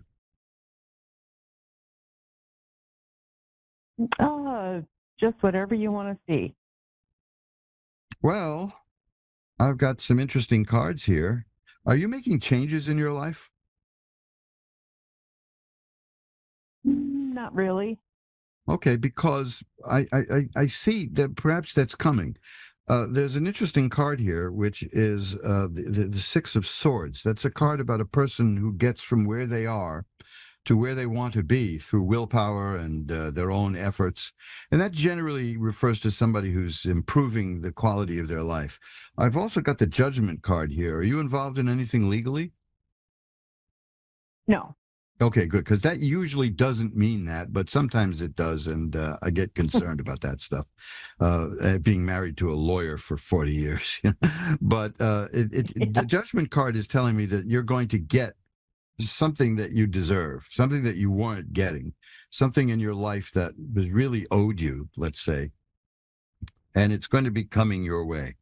And that could be part of the change that's coming. That's what the Six of Swords augurs. And the King of Cups is here, too. That's a person who's in control of her emotions, is able to not allow emotions to overly rule you. Doesn't mean you're an iceberg. It means that you can control it. And that's good. The Knight of Coins tells me that there's money is going to start appearing in your life again, more money. Well, I don't know how well off you are, but this is a sign that of the nights are beginnings, the potential of something, and so there's a potential of money coming into your life also. How's that sound so far? Great. That sounds good. Well, here's another one. It's this is a card that is marvelous. It's the Fool. And that card doesn't mean you're a fool or an idiot or anything. It symbolizes the beloved of God. In fact, if anything was negative in this reading, that card would have wiped it all out. It would have gotten rid of any negativity. So you're okay. You've got protection. You're going to be doing all right. Okay? That sounds great. Well, anything else you want to look at? Anything in specific? No, that sounds pretty good to me, what you just said. Okay, keep your eye on maybe room for improvement, because this shows me that you're capable of doing that. That when something needs to be done, you're capable of doing it and driving it to where you want it to go. Okay? Okay. So keep open to that, because I see it in your future. Thanks for calling. Okay, thank you. Yes, Bye-bye thank you now. so much. My pleasure. Bye. Bye.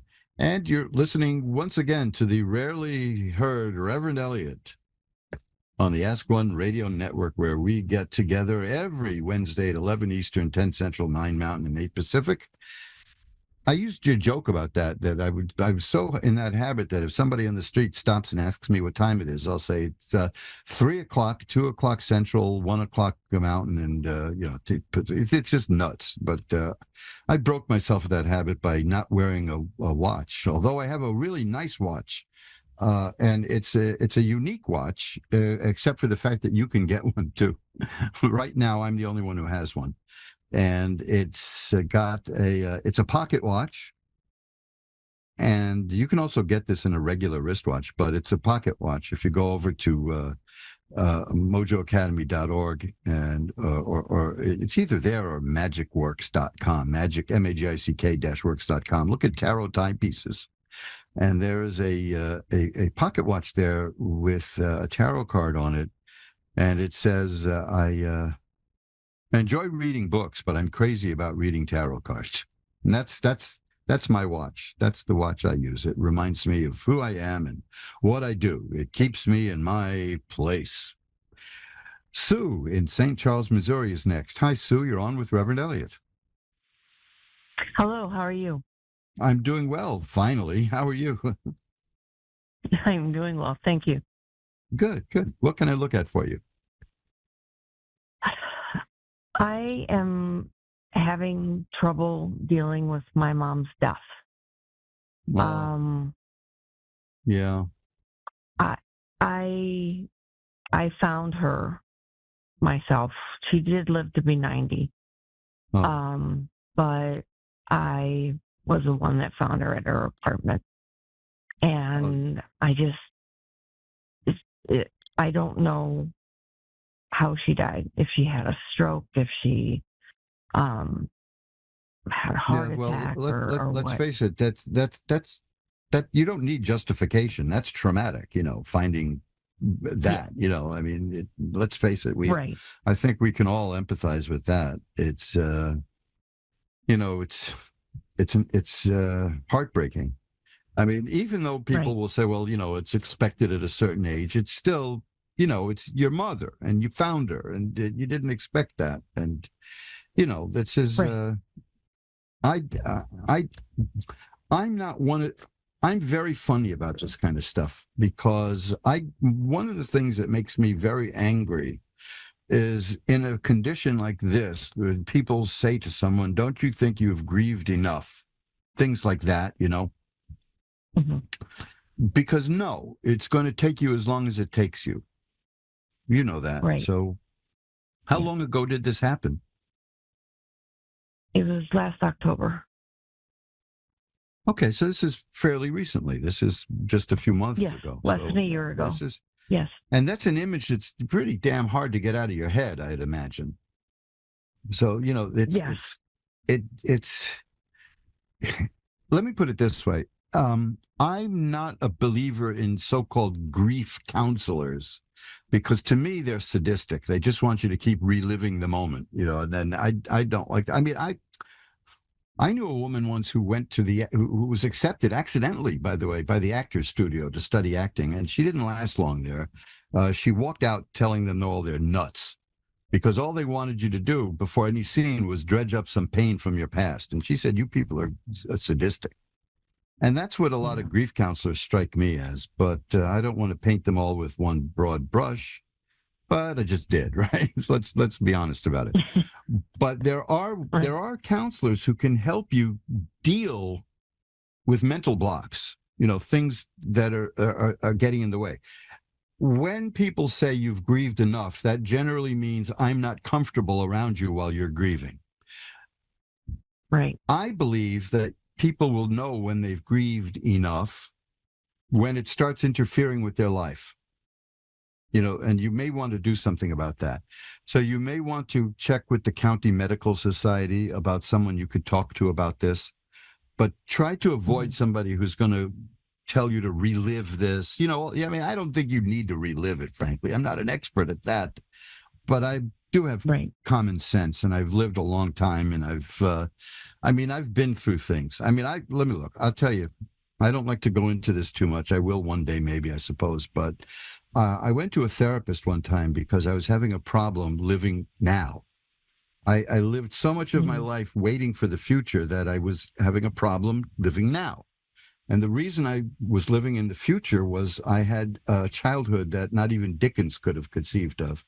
And, she kind of smirked and I spoke to the therapist about my childhood and she started crying. Now, that's weird when the therapist starts crying, but so, I've been there and I know about these things. And I know that you can work around them. I know you can deal with it. I know you never get rid of it. You just absorb it and it's part of you, but if it's hurting you, if it's causing you hurt and problems, please do seek some help and maybe ask some friends who you trust a lot. Because you don't want somebody who has any trace of animosity towards you, because this is you're very vulnerable now, and you're going to seek help. probably at some point. And you're going to want somebody who, I mean, like if you feel that the person you're seeing is wrong, that person's wrong. Trust yourself with that one. Because we have a lot to deal with as it is. And a thing like that takes a big bite out of your psyche. And it needs healing. And you may want some help with it. Time may heal it by itself. But if you're feeling troubled enough to call a stranger like me and ask about it, I suspect that it's starting to bother you, correct? It's starting to bother me to the point where it's affecting my marriage.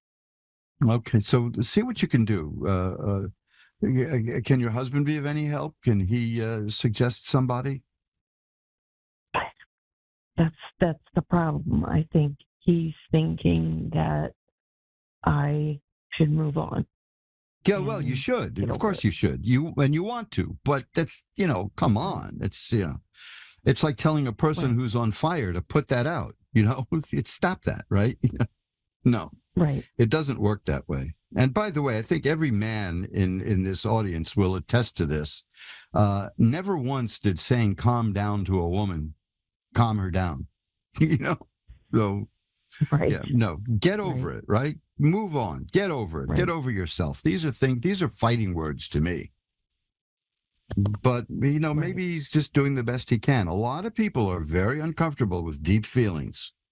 And, ma'am, you are loaded with deep feelings right now. You know that. And that scares people. So, if check the county medical, just give a call to the county medical society. There are people there who'll talk to you about that and maybe help you tell you how to find somebody, which is not something I can do. Right. Okay.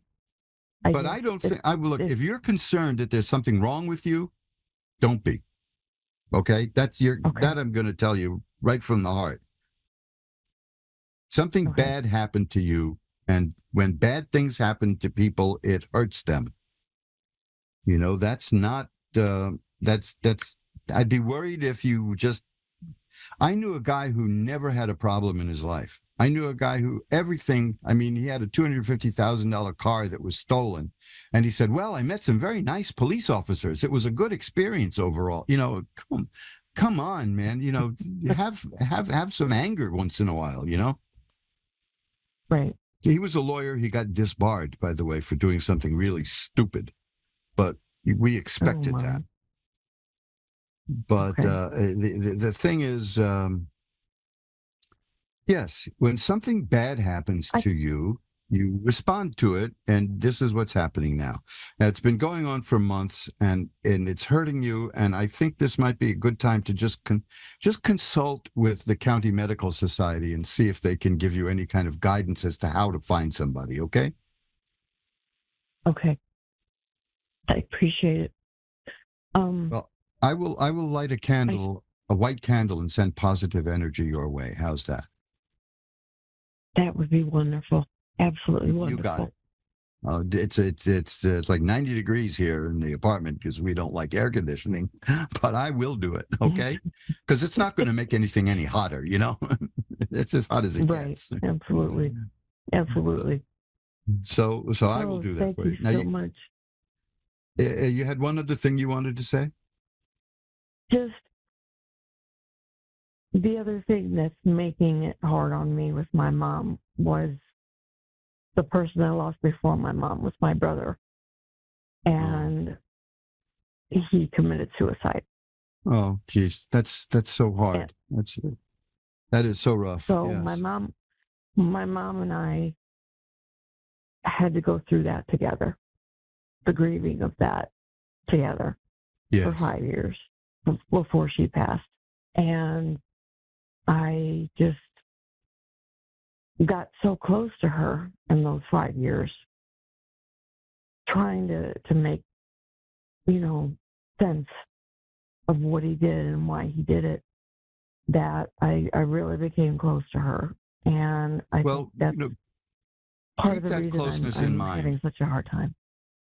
Because keep that closeness Yes, in and mind, too. We get to know people during times like that. My wife had a horrible accident in 2000, and it's changed her, not for the better, but we've gotten so much closer. You know, she's dealing with it on a daily basis. But it was, you know, these things are not, you know, people, well, you know, you did well in a lawsuit, so you're lucky. No, we're not lucky at all, you know, but it was, it's these, some of these things bring us closer together than we ever thought we could be. So, you know, keep that in mind and call that county medical society, okay? You won't regret it. Yes, I will. They'll just talk to you about it. Hey, thank you very much for calling. All right, Best thank to you. Have a good evening. Bye-bye now. Thank you. And let's shuffle up the cards. Look at that. We've hit the halfway mark. So you see, I think I do kind of remember what I'm supposed to do here. So it's now the halfway mark. I'm supposed to now hawk a whole bunch of products at you, right? No, I'm not going to do that.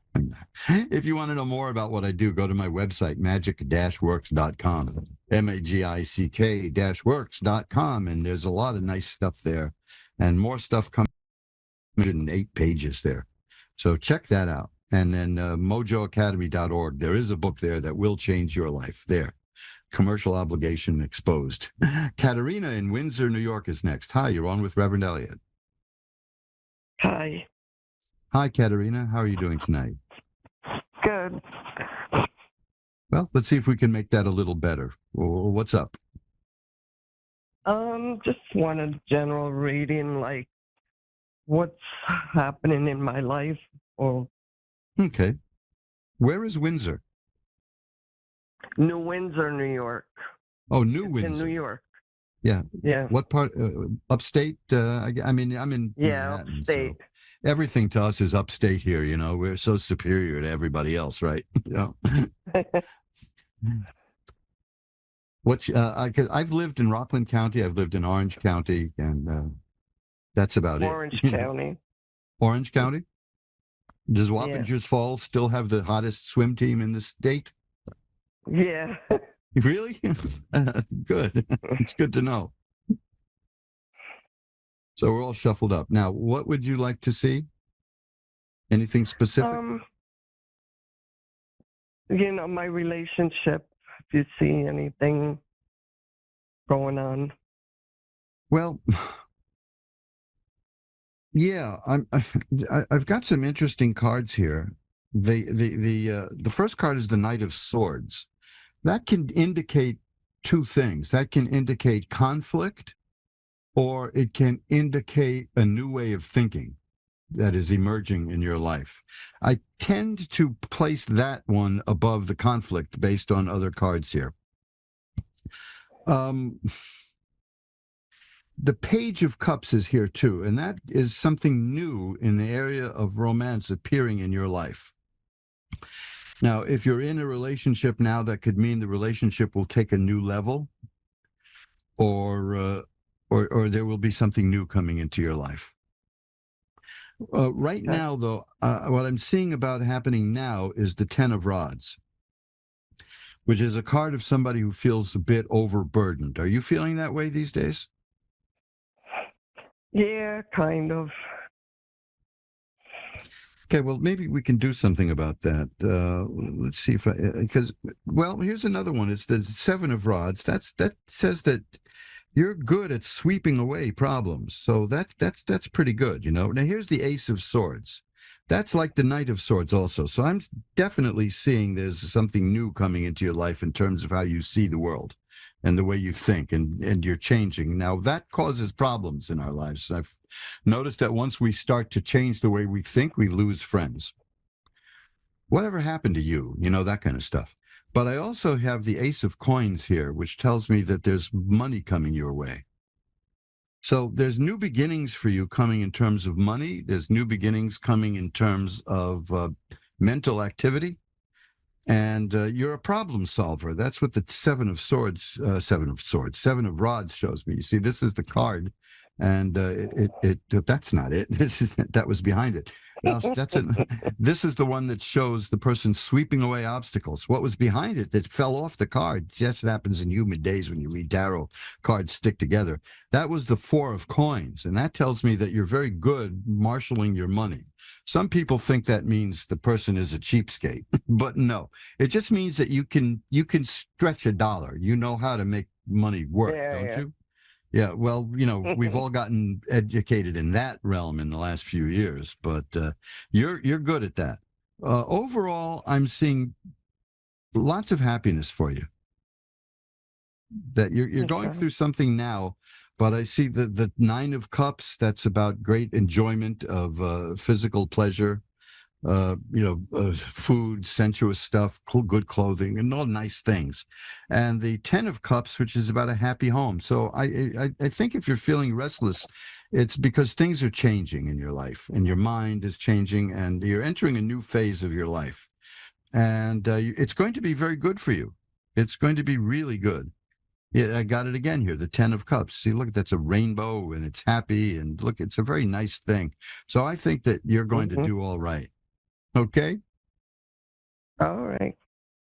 Yeah, I just wanted to, I just got out of a relationship, and that's why I wanted to find out what. So they're coming my way. There's a new one coming. That's what I saw there. There's a new one coming your way, and okay. I have here the 9 of Swords is about sadness, but that's passing. Because the 6 of Rods is here. That's about triumph. Apparently, getting out of that relationship is going to prove to be a good thing for you. How's that? I hope so. Well, that's what I'm seeing here, and you're going to be doing very well.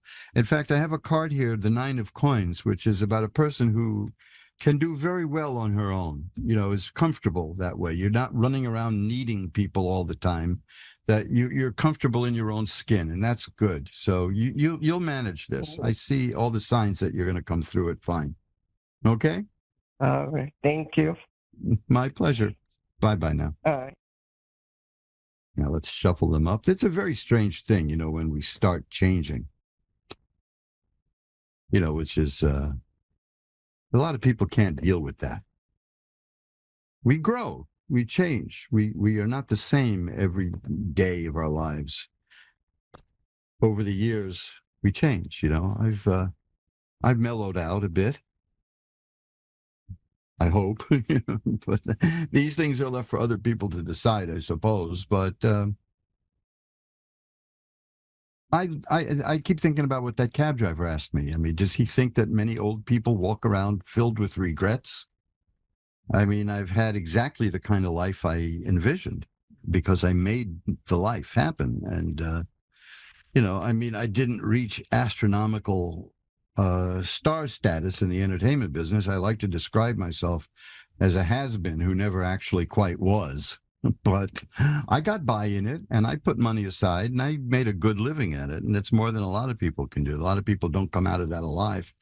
In fact, many people I knew who had great success killed themselves. And that is so creepy to me. I'm just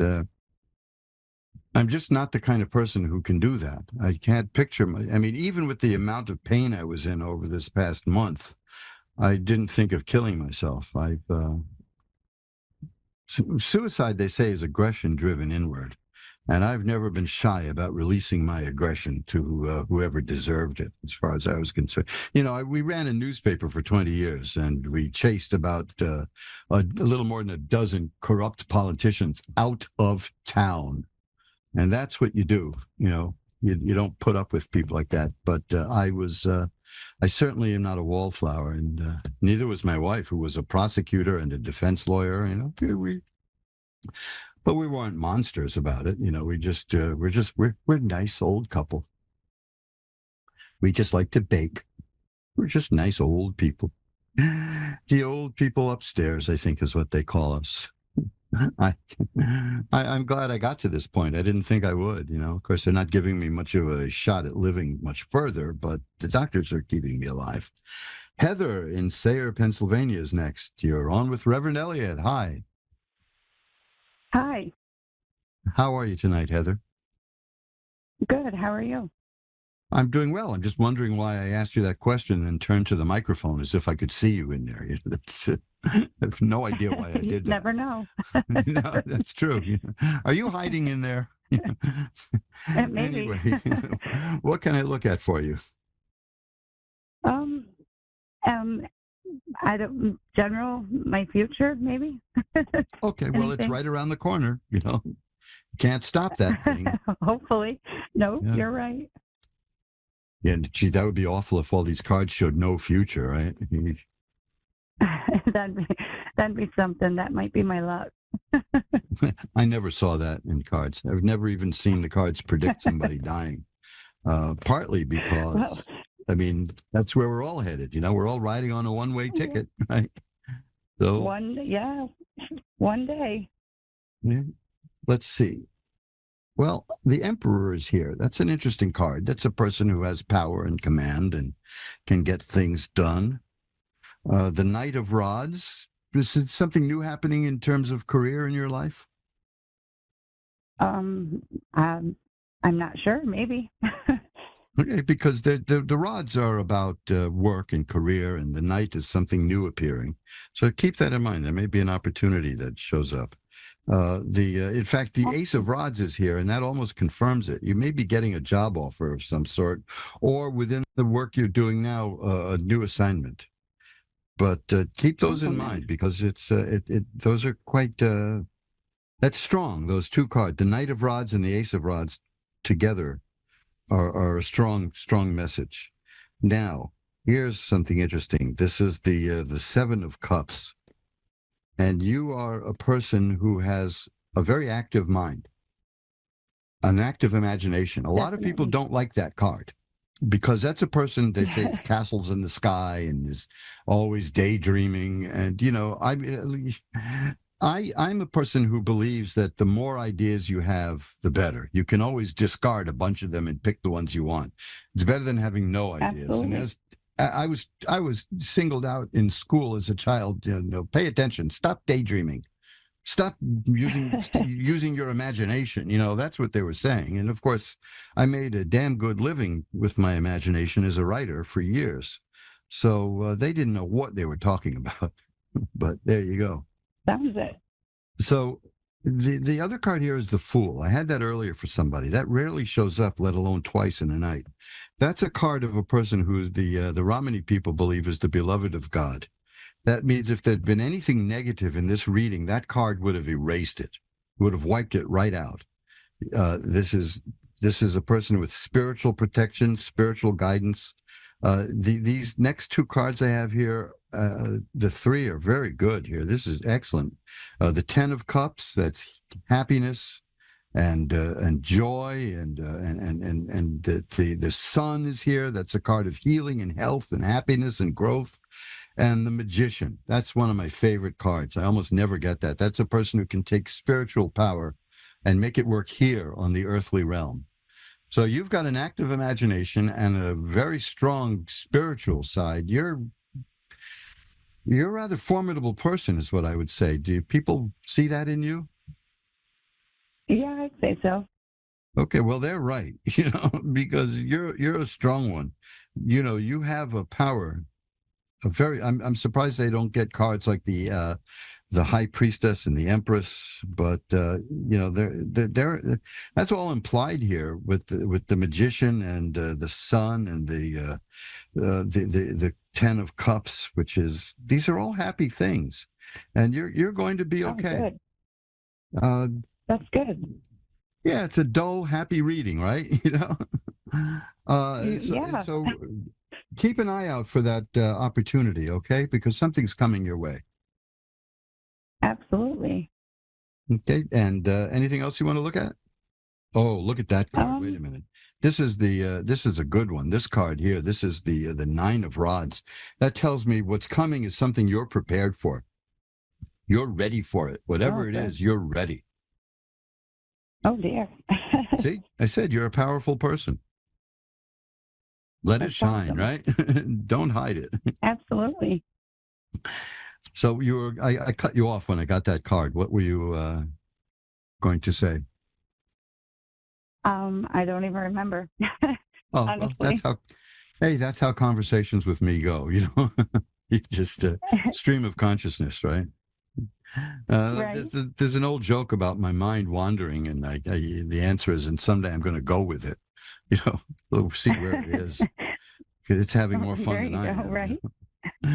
So anyway, that's a great reading. I look forward to hearing from you at any time about the good things coming. Anybody who wants to can get in touch with me. There's a contact page at magic-works.com. And just drop me a line. I'm always happy to reply to emails. No charge. I know there's a lot of people who charge for this kind of stuff, you know, but not me. They do. I'm very outgoing and annoyingly friendly. So let it rip, okay? Hey, there Thanks needs for to be more calling. people like you then. Yeah, thank you. I'm working on it. I'm working on keeping this one around for a while. Bye-bye now. And let's see, we're rounding near the end of the show here. Goodness, this time flies when you're having fun, you know, and I do love this. I have a few chores I've got to do, and I didn't feel like doing them, so I set them aside in my ultimate wisdom to do after the show, because by the time this show is over, I'm going to be a bundle of energy. There's just no way around it. I mean, so much energy comes off this audience and down in through the satellites and in through whatever machinery we use here. And wow, do you guys hit me like a ton of bricks. And you know, if I could have been on, when I'm sick, I would do it just because I know it's healing. But no, I was so out of it from painkillers. I mean, it would have been like watching a later day Jack Kerouac interview. You know, it just would have made no sense at all. You know? Chris in Tulsa, Oklahoma is next. Hi, Chris. You're on with Reverend Elliot. Hi. Hi. I almost grew up in Tulsa. New York City It's really kid small here. here. Yeah, I'm a New York City kid, and my mother worked in a high-end retail store here, and she met a guy who blew her mind and wanted to marry her and showed her his dead wife's picture, and they looked exactly alike, and he wanted to marry her. Now, at the time, financially, we were struggling as a family. It was very bad, and he was quite rich, and he offered to marry her and adopt us and take care of the whole thing, and she couldn't do it. It was too creepy, you know. It was like vertigo, I guess, right? It was just weird, you know? But yeah, that kept me from seeing Tulsa. But I remember his name was Gene. He was a very nice man, you know, but it was just freaky. You know, he showed me the picture and said, "Look at your mother. I have a picture of your mother." And I said, "Where did you take that?" You know, I thought it was her. It was that, you know, everybody they say has a double. And boy, that must have hit him like a ton of bricks when he walked into that store and saw somebody who looked like his dead wife. I mean, I felt for him, even though I was like 9 years old. Anyway, that's my Tulsa story, but we're here to talk about yours. So what can I look at for you? I'm wondering if my daughter's dad, Christopher, will ever change. If your daughter's dad will change? Yeah, into a better Okay. person. Okay, I didn't quite hear that. I thought you said I was wondering if my daughter's dead. No, No, my daughter's dad. that startled the hell out of me, I'll tell you. I mean, that is a 50-50 chance of that one, though. But let's see. Will he change? That's a fascinating question. That's an excellent question for tarot cards. Let's see what the cards tell us. Okay. Okay. Strength is involved here. That's the strength card. The Five of Coins is here. That's a card of financial struggles, and tells me that he's probably going. Is he usually got problems with money? He's going through court issues. Okay, that'll do it, right? Let me see what else I can find here about him. Well, the Four of Cups is here. That means that there's an opportunity that's coming his way emotionally that he doesn't see at all. So, I mean, he's not open to it at this point. So that He's kind of closed off, is what I'm seeing. The other cards here, the Temperance card is here. That's a card of a person who needs balance in life. So the person's life is kind of unbalanced right now. Was that a correct statement? Yes. Okay. Again, I had this earlier. The Six of Swords tells me that he wants to change, but we've all known people who want to change. Do they ever really change? Sometimes, I guess. I don't really know. He's suffered a lot of setbacks, I see, and he's not happy. I don't see a happy person here. No, I don't think he. Yeah, I see argumentative cards here. I see a person who needs to be right a lot. Does that describe him there? Yes. Well, I can tell you this, though. He's headed for a shock because I've got the tower struck by lightning here, also known as the house of God. Something is going to happen in his life suddenly and unexpectedly that's going to change a lot of things. Not necessarily for the better. Oftentimes it is, but not necessarily so. I don't see anything indicating a person changing at all here. I mean, I see a person set in his ways who's willing to argue, who's very into doing things behind people's back. Is that the person we're talking about? Yeah, he did some stuff behind my back, and I don't even know if he regrets it or not. I don't know. There's the Five of Swords. That's what that's about. Fives are not very nice in tarot, and that's a person sneaking around doing bad things to other people. That doesn't work out. That doesn't work out well. You know, I think the short answer to your question is he's not going to be changing anytime soon. How's that? Let's keep it positive, right? Let's pull one card to see if he'll change ever. How's that? I was figuring since he might possibly go back to jail if he had changed during there, but I don't know. I got the Death card here. Now, that doesn't mean he's going to die. The Death card is about starting a new phase in your life. And that's his choice, you know, and I don't think he wants to make that choice. But it's time that he start a new phase of his life. Talking about all these things about going to jail and all that, you know, that's a new phase in life that isn't very pleasant, but he's not facing the challenges of life very well. Shall I put it that way? The Strength card, I believe, applies to you. You know, the first card I got applies to your role in this. This takes a lot of strength, but this is it does. There's a potential for healing. There's a potential for growth, but I like to think that that's in all of us.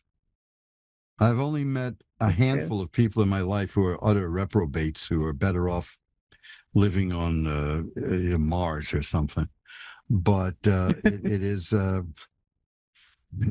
just doesn't strike me that there's much advancement going on here, and nor is there much in the way of reflection. I see a person who is sneaky, a person who feels victimized all the time, a person who is not really ready to accept responsibilities. There's the Death card again. He's going to have to face going to have to kill off his old life and start a new one, is what that means, really. It doesn't mean he's going to die, you know. I mean, we're all going to die. So the cards don't read that. But the Death card is a fascinating card in this regard. He's going to need to change his ways. Let's take one more here. The Emperor. That means that he needs to take more control. But apparently when he takes control, it doesn't work well, does it? No. I mean, he does the wrong things. So he's got some growing up to do, we can say. That's what the card of the Sun and healing is about. There's a child on it. And there's the Temperance card again. He lacks balance in his life. he's going to have to come to some kind of balance and deal with things the way they are, not the way that he wants them to be. Because the odd thing is, once you deal with things the way they are, you can make them the way you want them to be.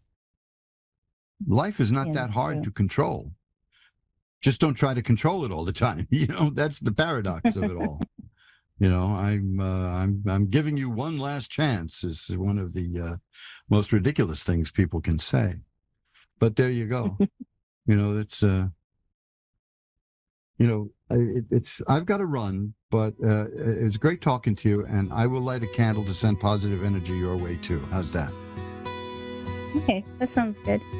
Thanks for calling. I got to get out of here in a minute or so. Bye-bye now. Right. And what was the website I could ask a question every once in a while? Magic-works.com. MAGIC-works.com. You can also find me through askoneradio.com. Okay? I'm out of here in a minute. So thanks for calling. Bye-bye now. Look at that. I unplugged my earpiece. That's great. What's the point? Look, I just found something here, which I kind of like. And I tell you a funny story about this. This is the little drunken couple from our wedding cake 40-odd years ago. And I dropped it. It fell from the bookshelf. And it dropped way down here. And I've got a mess of stuff down there because I've got candle making. Why do I keep saying candle? I have soap making supplies. I got lots of stuff there. And it's a real mess. And then it just turned up on the bookcase again. Who knew? So anyway, I'm going to get out of here now in a few seconds. So remember, that's magic-works.com, MAGIC-works.com, to contact me and see more about what I do. And I look forward to hearing from you. I will be back again next week. And I had a blast. So I'll see you again then. Bye-bye now.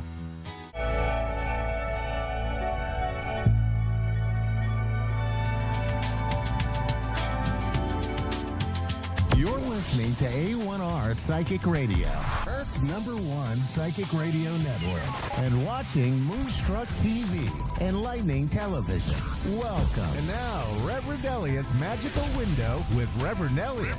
Live from magic-works.com. Connect direct. In North America, dial 888-454-2751. In London, 20-3519-2158. In Sydney, dial 02-8488-3147. Or online, contact us through our Facebook page, facebook.com/psychic radio. Or one of our websites, askoneradio.com or moonstruck.tv. This is Reverend Elliot's Magical Window on A1R, the Ask One Radio Network. Greetings, fellow seekers of truth, wisdom, and light. This is Reverend Elliot coming to you live from the sweltering city of New York, where we get together for the show that asks the question. None. We don't ask any questions. You ask the questions. You call in. You ask the questions. And I look in the tarot cards, these little things here, for the answers, and we see what we can do. This has been look at that, 2 shows in a row. I actually, I did a show last week and I didn't end up in the hospital. See, that's an improvement, right? So we're getting there.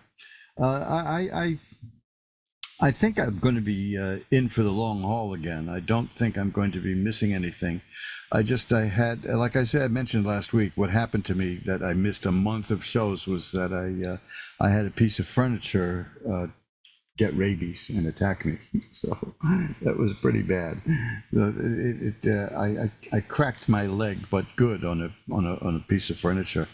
And like I said, if you had your windows open that day, you would have heard me no matter where you are, because I let out such a howl. The people at the sawmill knocked off for lunch. It was awful.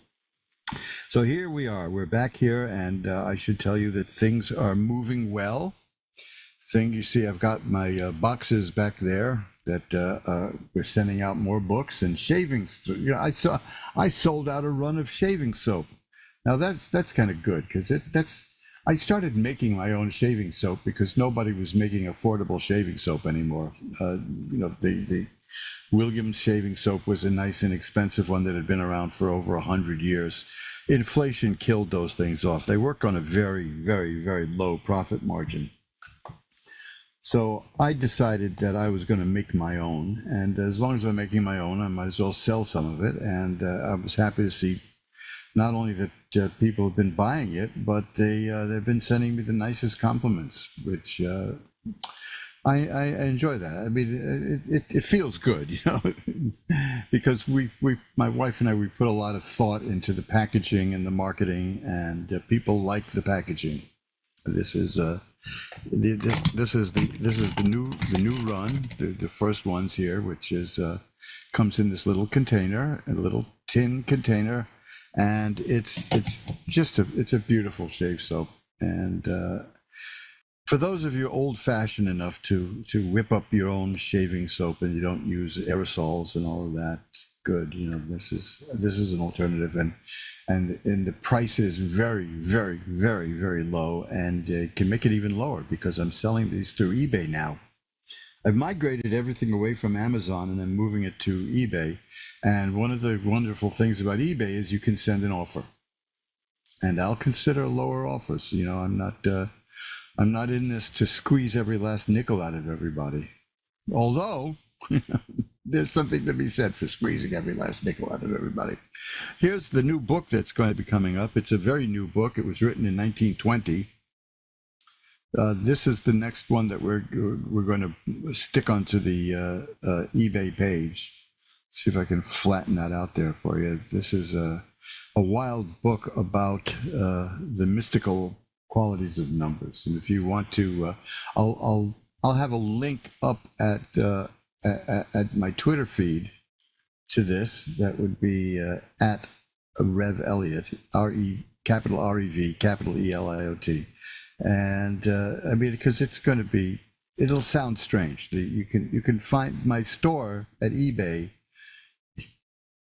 is tiny.cc/Mojo-Brothers, BROS -store, Mojo Bros store, Mojo Bros store, and you will that will take you there to see the products, which bit by bit I'm putting in there. It's funny because I'm still getting phone calls from Amazon saying we're trying to reach you so that we can straighten this all out. Well, you know, I straightened it out, pal. You know, I straightened it out myself. You know, I'll be happy to buy from you guys, but I'm not going to be hosting my products on Amazon anymore. You just pushed me too far. And of course, nobody has a monopoly on that these days. This is I can explore various other avenues, and all of the books that we have at mojoacademy.org, you can get a link to them at the printing plant. Now, there's a new thing going on. The printing plant is raising its prices. Now, I don't blame them. I seriously do not blame them. I've been with the same printing outfit, Josh, for like 16, 17 years now, and they've been marvelous. You see, I mean, look at the quality of that book. You know, that's good stuff. That's nice, sturdy printing.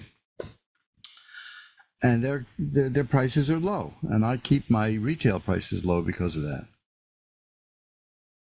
But we did go through a massive period of inflation, and that was a problem. Although it is abating now, so they are raising the prices. Now I mention that because I am not passing that along. I am not going to raise my prices, and I'll tell you why. It's purely selfishness. It would take more work than it's worth, I think, to reprice all my items for the little bit of an increase that they're charging. So I'll just eat the difference. Like I say, I'm not in this for the money. Lord knows I'm not, but I'm in it because I like reviving old books, and this is a good one. So, you know, check out mojoacademy.org and see the books there, and you'll find links to my eBay store. And any of the books that I have there that are not at the eBay store yet will be there soon. There's a limit to how many I'm allowed to put up per month. So I'll buy that. But I'm going nice and slowly about it. That's how I've done everything in my life, is nice and slowly. I've never rushed. I'm probably the only person in New York who's never in a hurry, ever. And that's paid off for me quite well. Well, I mean, look, when we started doing this, the show was about 14 years. I said, I'm going to be in this for the long haul if I do it. So I want to take a moment to make up my mind. And here I am. You can't get rid of me. I'm still here. And I'm now in the age of video, meaning that I have left radio behind and I've caught up with 1948. And we're doing this. I'm essentially just doing this like a radio show anyway, but with pictures. Why not? This is, I think, what they thought television was going to be like anyway in the beginning. I know that the telephone, but I have a wonderful book here that's a history of the telephone. And they thought that would be a platform through which people would dial in and speak what they wanted to say on radio. That's how so talk radio is essentially the way they thought the telephone was going to be. They thought that was the only good it was going to be. Well, now we're all carrying our phones around. I left the house today without my phone, and it was quite liberating. Very strange how we get used to these things. And then I realized there's nothing I can do about it, so I'll just wait till I get home. And I did. So let's just, I've got nothing really new to add, except that a thank you to the people who have said kind things about our products, and thank you to the people who have contacted me to get readings. I like doing private readings, and I've been away from that for so long that it's painful. I do like that because I'm essentially a talker, a communicator. Everything I've done in life professionally has involved communication, even if it's just a matter of screaming at people. There you go, right? So we're gonna do what we usually do, but we didn't do last week, which is ring the bell 3 times to declare sacred space. Let me know if you hear it, because there was a setting here in this new setup we've got which cuts background noise, and according to them, anything that isn't my voice is background noise. So, I suppose if I overdose on Hungarian food, I'll be thankful for that. But no, I like the idea that you can hear the applause. Is that coming through? And we're going to ring a bell 3 times now to declare sacred space. That's the space in which we operate the tarot. And it means that we will not be doing vulgar commerce anymore, except a little bit now, just here and there. So here we go.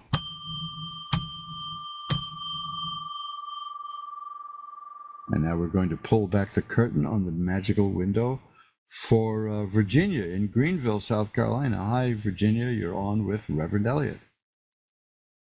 Hey. Hi, how are you tonight? I'm good. How are you? I'm doing well. Well, what can I look at for you? Well, I've got some career decisions going on, some family stuff as well. I don't know how specific I'm supposed to be, or general, or what I'm supposed to do. Whatever you're comfortable with. Well, I have a family. Let's see what the cards show, because let's do that. That would be perfect. They may point in the direction that they want to go in. Okay, I have a lot going on. Yeah. Oh, look, yeah, that's life, isn't it? I mean, somebody like 100 years ago once defined life as one damn thing after another. And I know that's right. Yeah. Yeah. So let's shuffle these things up here, and okay. Well, this is there's changes coming in your life here. That's interesting stuff here. First of all, the first card I have is the 9 of Rods, which is a card of a person who's prepared for what's coming. The person is ready. The person can handle it. That you got a bandage on the head there. That means that symbolically that you've been through the ringer. You've been kicked around a bit and you've learned. So that's good. The next card is the Three of Swords, and that's a card of sorrow and sadness. Not overwhelming, but has something sad been happening lately in your life? Is that the family stuff you're talking about? Yeah, a little bit. It's been happening for some years now, but I've overcome a little bit of it. But now we're kind of, parents are getting older and they're in a different state, and so that kind of revs it up again. Well, just when we get used to things a certain way, they change, right? That's life, isn't it? Yeah, right. Right. But you have here the card called the Tower Struck by Lightning, which is a card of a sudden change, a sudden drastic change that comes in and kind of upsets everything and changes things. Not necessarily bad, not necessarily good. There's no value judgment there. It's just that things will be changed. There'll be a bit of an upheaval. The thing is that the next card is the Three of Cups, which is a pretty decent card. It means that there's things happening in your life that are going to reach completion and fruition, and it's going to come through friends. It's going to come through people you know, and you'll do well. You'll come out of it with well-being and abundance. So you see, here's another one, which is the two cards here we're going to explain an awful lot now. Is the Six of Coins, which is about getting money. I'm having a little problem with this earpiece, so I'm just going to pull it out now. And the other card is the Fool. Now that's a card I like a great deal, because that Fool card means the person you're reading for has divine protection. If there was anything really bad in this reading, that card would wipe it out. So this is okay. You're just, according to this, what you're going through now is what you said at the beginning. You have a very good grasp on this, which is that you're going through stuff now that's just kind of piling up on you as things are changing and life is doing its thing at you, but you're prepared for it. You're ready to handle it. And I'll tell you something else. There's the Ten of Swords here. That is a card that looks terrible, but it means the worst is over. It means that life has thrown its worst at you, and you're still here, and you're going to be okay. So I just think that don't let it. I know this is easy to say, but don't let it overwhelm you, because you're going to come out all right. Okay, you're going to win. Okay, the game of life is going to go your way, because that first card I got, you're prepared, you're ready for what's coming, and you can handle it, and that's good to know. So don't let it get you down. Okay. Okay. That's very comforting, actually. Yeah, well, even if things take a turn for the worse, which I don't really see here, but that's always a possibility, because what we got here is that card of sudden abrupt upheaval. You're still going to come out of it okay. You really are. Here, look, this one more card here. Well, let's give you these two cards because they go hand in glove. One is the Sun. That's health and healing and growth and happiness. That's who wants more than that in life. And the Temperance card, which means balance in your life will be restored. 90% of the problems we have in life are just that things get out of whack. Things are out of balance. And the Temperance card will return balance. So you're headed in the right direction. And sometimes that can hurt. That can be a little painful. That can be difficult. But you're on the right path. So I see nothing but good stuff coming your way. In fact, this is probably the happiest card in the deck. You've got happy people there, and a rainbow and cups and a castle. That's the Ten of Cups. That's perfected happiness. You're going to be okay. All right? Okay. Thank you. I really appreciate it. You have no idea how much that means. Just to know that the worst is we're done. We're done with that. Yes, according to these cards, the worst is over. You got through the other end, and you're going to come out fine. Okay. I can breathe. Yes. For a moment, at least. Yeah, Okay. no, and like I said, if there's a little bit of a backsliding here, don't let it get you down, because overall your picture is very fine and positive, and you will come through. That's great. Okay. That is fantastic. I really appreciate you. Thank you so much. Thank you so much for your kind words. Bye now. Bye. And we'll shuffle up the cards again. You're listening to Reverend Elliot's Magical Window. We come to you every Wednesday at 11 Eastern, 10 Central, 9 Mountain, and 8 Pacific. Sporadically, it's been lately, but as you know, I've been dealing with a little health condition. It's called dying. But there's some very dedicated people who are going to see to it. Not that I don't die, because, there's nothing you can do about that, but that it'll be quite a while off. And the main thing is, till I get there, is the quality of my life, and I'm walking more. I'm not exhausted, it's good. And I'm starting new projects. That tells me that I believe that there's hope coming in the future. And then I have I don't want to talk about it too soon, but I do have a new shaving soap product coming up. Let's be cryptic about that. But it's I'm going to sell a few more of these others to see how that goes and see what people say, and then I'm going to launch the biggie. Yeah, but we're getting there. I like making things. Let me see if I have this up here. Yeah, here's something that I make. This is, if you can see this thing, it's a ritual timing calculator. Now, that's one of the things. When did I make this one? Good grief. 2008. At the new moon, June 3rd, 2008, written in gold ink. See? But see, this is, when you do magical ritual work, timing is very important.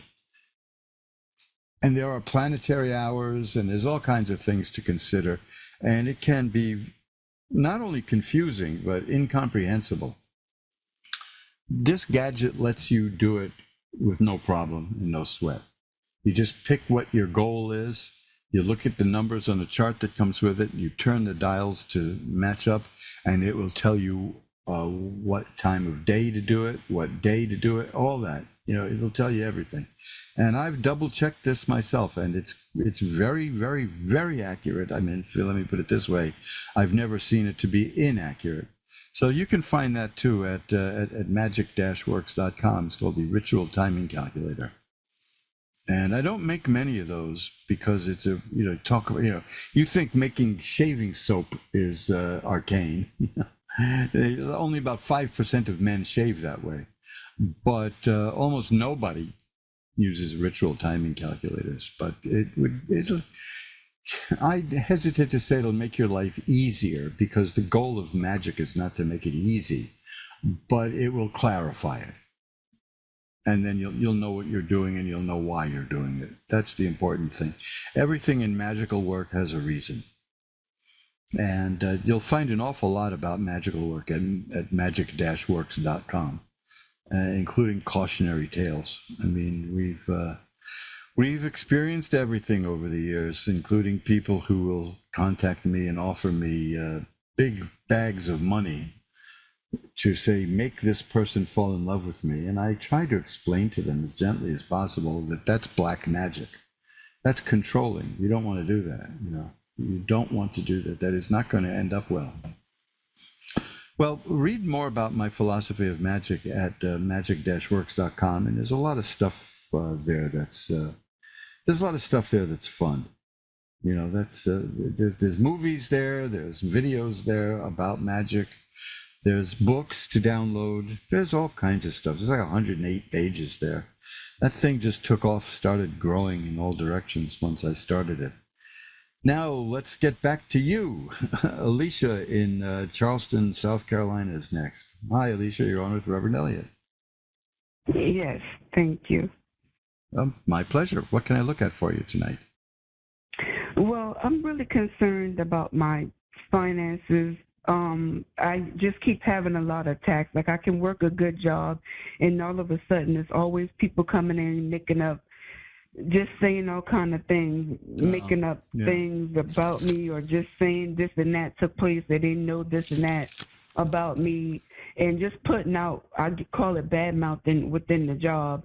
And a lot of times it seems like the higher person is listening to it. The next thing you know, I'm keep moving from jobs.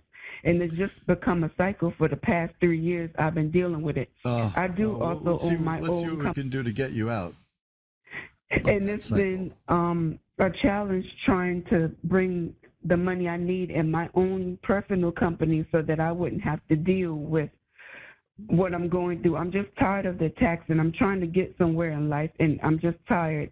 And I have some money that I'm trying to work to get up, and I'm wondering, is it going to come to me before the 18th of this month? Before the 18th of this month? Right. Well, I don't usually get things that specific in the limited readings that I do, but let's take a look. When I was a young man back in the steam engine days, that was the one thing that shocked me about work. Was I had jobs in various companies, and I could not believe the amount of backstabbing and infighting and gossip. It made no sense to me at all. So I hear you loud and clear. My attitude was, we're all here together. We're all working. I would think of the business as a campfire that we all tend to, and we draw from it the sustenance that we need. But no, there's always somebody there who has to screw things up. It's just awful. I have an interesting card here, which is the 9 of Coins. Coins are money, and you did ask about money. Mm-hmm. And the card shows a person who is comfortably independent. So what I'm seeing here, that could answer your question. I don't know how specific it is about the date, but the money that you seek, because you're not seeking money to accumulate money, you want that to get freedom. And and that's the whole point of the money. And I see that you're going to achieve that. So even if there's some setbacks along the way, hang in there, because I think you're going to do it. Now, what we need to do, have you tried anything like reversing candles or incense and oils to reverse, essentially black magic? I was just talking about that a moment ago. These people are essentially cursing you. That's really what it is. Oh, my goodness. I mean, I don't mean that in the strictly magical sense of the way, but they're bad mouthing you behind your back. There are cards that deal with that. I'm sure that if I cut the deck enough here, you'll see one of those cards, because it's the situation in your life right now. But I would say look into a reversing candle. You can find them at companies like Wisdom Products or Azure Green, or if there's a Botanica in your community. It's a half red and half black candle, and it will send the energy. It'll send negative energy back to the people who are sending it to you, and that'll keep them too busy with their own problems to mess with you. And I'm a big believer in sending. I know I'm not talking about hurting them. I'm talking about giving them back what's theirs. Mm-hmm. I'm sure you know exactly what I mean. Is there anything else I can use besides candles? Because where I live, I can't burn anything inside. Is that something I can burn outside, or does it have to be in my home? No, there are things you can. Yes, you can do it outside. There are things that you can do. If there are specific people that who are doing these things to you, and here I'm going to talk about a certain magical remedy. You can get, those little compacts that they sell, when we had dollar stores, right? And you open the little compact up and it's 2 mirrors inside, Right. Okay, you can write down the name of the people who are making your life difficult, stick it in there between the two mirrors, close that sucker up, and stick it in your freezer. And that'll keep them struggling among themselves. See, that's the theory behind that. Okay. Now, the other thing you can do, I have a book I always keep here when I do these, Power of the Psalms. Now, let's just see what you can do, because I haven't looked through this in a while, but there are things, you see, the Book of Psalms is a magical book. And what you want to do is find something that will, let's say, give these people a lesson in proper behavior. Should we put it that way? Okay. Let's see. Here you go. This is Psalm number 44. Let's see. Let's see what you can do with Psalm number. Naturally, I opened the book to 45, right? Psalm 44. You can use Psalm 44 for deliverance from an unjust situation, and that's what you're going through, right? It's not justice. These people are attacking you.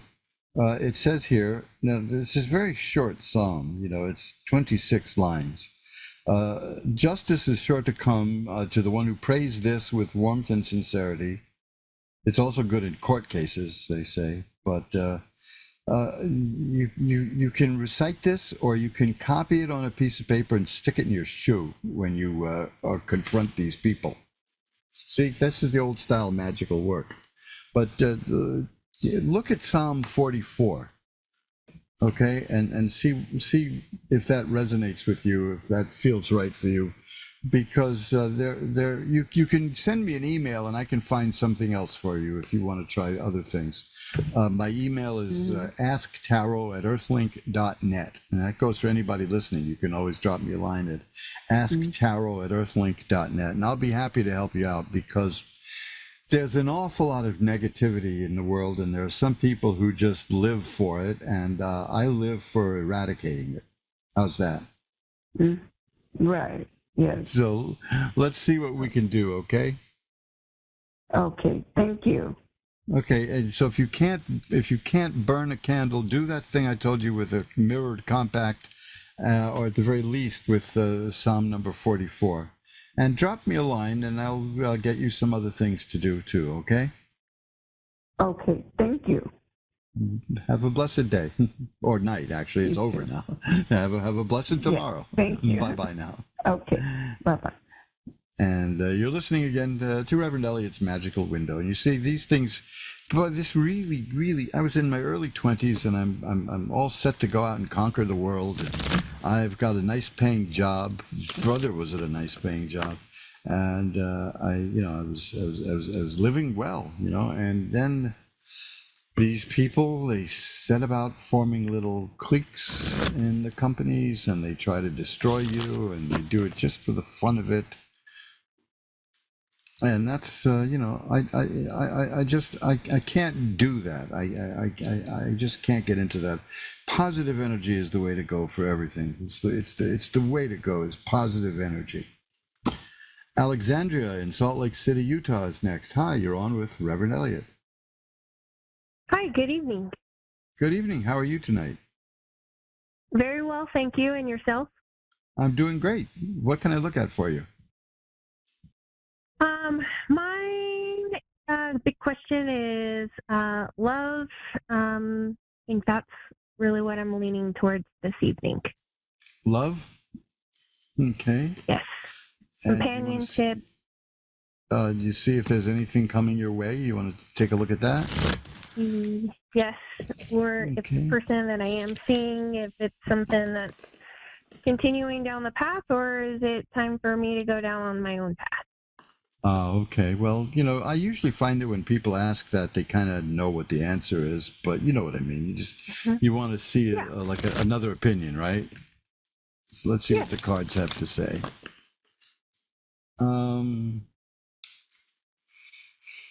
Well, I'm getting I'm getting indications that this is that you're the one doing work to maintain this relationship. Is that the way it is?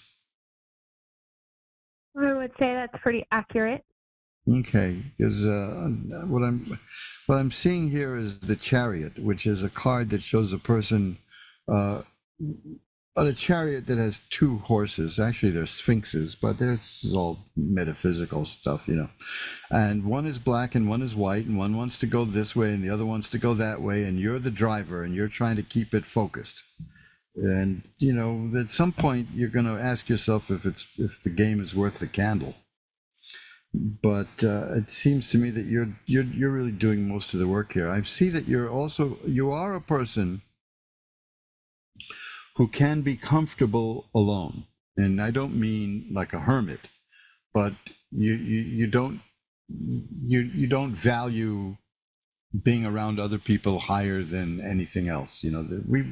There are some people who are highly in need of being around other people, and other people who are pretty independent, and I'm seeing you on the independent side of things. But I have the Empress card here, which is a person who makes things grow and happen. So that goes hand in glove with work. You're the one who's kind of handling the relationship because you make things happen. You make things grow. Mm-hmm. You wanted to know if anything is developing in this relationship, correct? Yes. There's a card here that says yes. What that is, I don't know, but it is yes.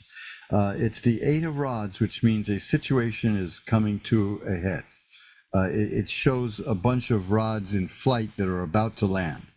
So it says the situation is about to reach it's about to reach a critical point in a sense, but nothing terrible. But it's moving and it's growing. But there's a possibility. You see, I've got here the Six of Swords. This is all in keeping with who you are as the person who makes things happen. The Six of Swords shows a person getting from where she is to where she wants to be through her own power. Shows a person in a little boat, pushing that boat from rough waters to calm waters. So I'm seeing that you're weighing very heavily, moving along and time to go, but you're not quite ready to leave yet. But when you are, you will. That's what I see, because there's potential for happiness. There's a potential for marriage here. I've got the Hierophant, which always means that in these relationship readings. And there's the Ten of Cups is here. That's a very good card. That's great happiness and joy. And again, the Sun, which I've had for people here tonight, it's the healing and health and growth and happiness. So there's a lot of good stuff here. But the downside is that you're the one who's the driving force behind everything. And I think you're feeling that you don't want to keep doing that. Is that correct? Yeah, I feel like I'm giving a lot of energy and getting not very much energy back. Excellent way to put it. Yes, that's how I'm seeing it also. But I didn't have the skill to put it so plainly. But that's excellent. That's exactly what I'm seeing here. And you're only willing to put so much work into it, and then go. But yet, on the other hand, you notice that there's a lot of potential here. So you're not willing to just dump it all. You're not interested in disposable relationships. That's for sure. You're a nurturing person, and you make things happen. Right now, this is a card I've been getting lately. So it must be in the air, which is the Temperance card, which is about balance, restoring balance in life. There we are. That's the one. and it's very important. And that's the next step. You're feeling that it's not quite in. You're not feeling the balance in this relationship, and you want it more in tune with balance and what you want. So that's. Mm-hmm. And I see that you'll do something about it. Again, this is in line with the kind of person you are, which is the magician. That's a person who can take spiritual power and bring it down to work here on the earthly level. So I think you're a very, very good skill set for dealing with people and knowing what you want and getting what you want. And yet you're not demanding from other people. You know, you're willing to give them room to be themselves, is what I see. But still, they've got to meet you halfway, wouldn't you say? 100%. I'm okay with being independent, and I'm okay with them being independent as well. But there's definitely where I would like to meet that halfway point, and I'm 75%, and they're not. Yeah, well, I think you're going to succeed. There's no doubt about that. You're going to get what you want. It's just a matter of when you feel like it's time to move, you know. But you will, you know. This is what you do, you know. You're giving this. I think you're being very amply fair here, and you're not pressuring anybody. You know, you're letting it grow, and you're seeing where it goes. But you wouldn't mind having some of the burden lifted, and that's, you know, it's a good thing. It's supposed to be a partnership, correct? Yes. So there you go. That sums it up. But you really nailed it. Mail is on my mind all the time because we have no mailboxes in New York City anymore. So you want to mail anything, you got to go to the post office. That's a big drag. Right. But anyway, so there's my Freudian slip, right? It's you don't want to mail in your relationships. That's what I mean, right? Yeah, I'm covering for myself. That's what I meant. Yeah, we know. That's actually my subtle point. Not that my mind is wandering. So anyway, you're going to get what you want. You're going to be fine because the world is here. That's a card of assured success. But you'll be all right. I don't hear desperation, you know. I don't sense fear. You know what you need to do, and you're going to be okay doing it. And I think the world needs more people like you. Oh, that's so kind. Thank you. Wow, what a beautiful way to give me that message. I appreciate that. Yeah, my pleasure. Thanks for calling. It's been a delight speaking Thank you. to Have a great evening. Thank you. Bye-bye now. And let's shuffle them up, see if we can get a call or two in again. See if there's anyone else. Because, you know, relationships are a very odd thing, you know.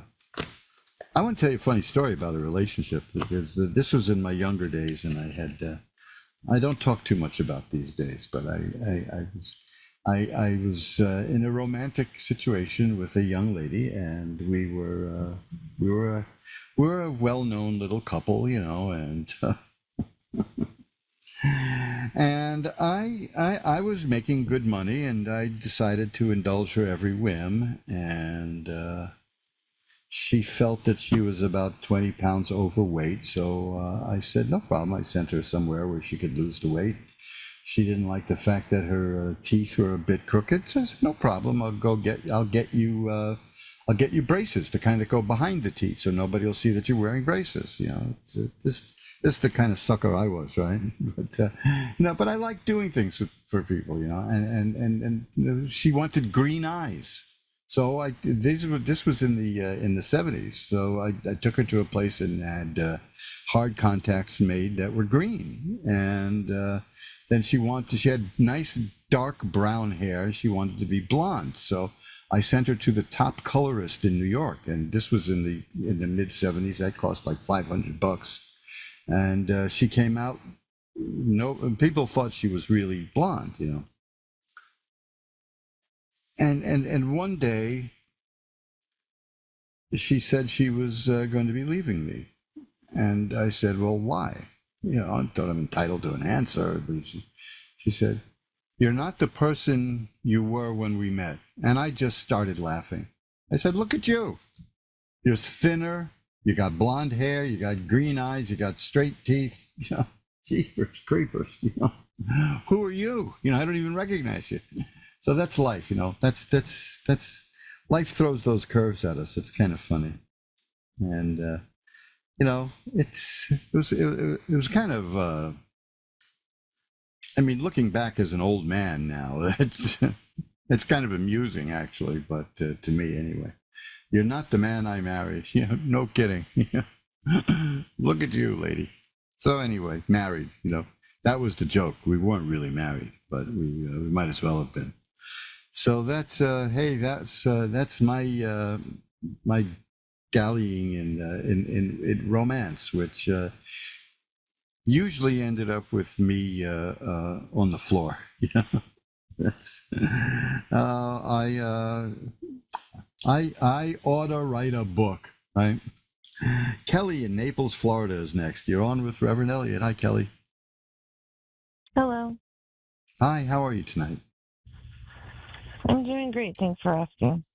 Oh, let's see what we can do maybe to even make that better. What can I look at for you? I don't know. Just maybe a general reading. Okay. Let's just shuffle them up a bit.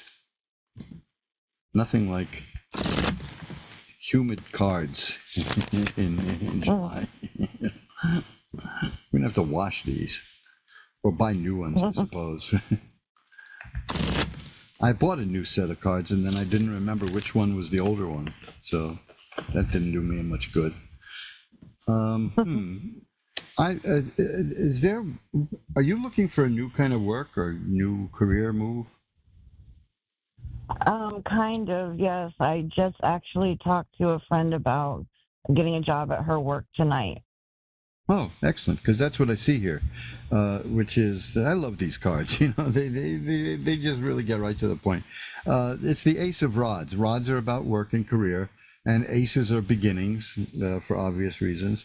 And this is, and then well, the next card is the Two of Cups, and that is about something that comes about through a friend. So there you go, right? This is exactly what you just said. So. I'm seeing that there's a possibility there of new work happening.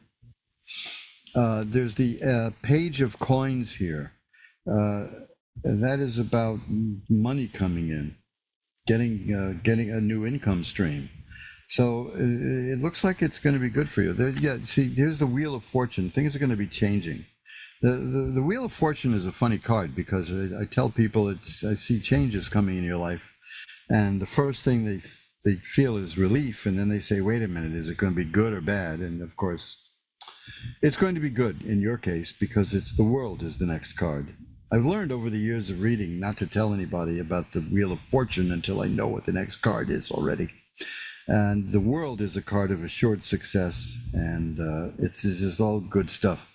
I'm seeing good things coming your way through the possibility of a new career move. Okay, that's the main thing I'm seeing right now. Thank you so much.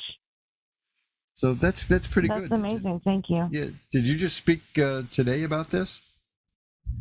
Yeah, literally tonight, like 4 hours ago. Well, that's fascinating. That's amazing. I've been doing this since the 80s, and I don't ever take it for granted. These cards are something else. So is there anything else you want to look at as long as we knock that out of the park right away? Maybe anything like in my love life or... Yes, there you go. You know, now this again, there's the Ace of Cups. Cups are about emotions and love and romance, and the aces are beginnings. So absolutely, that means something new is coming.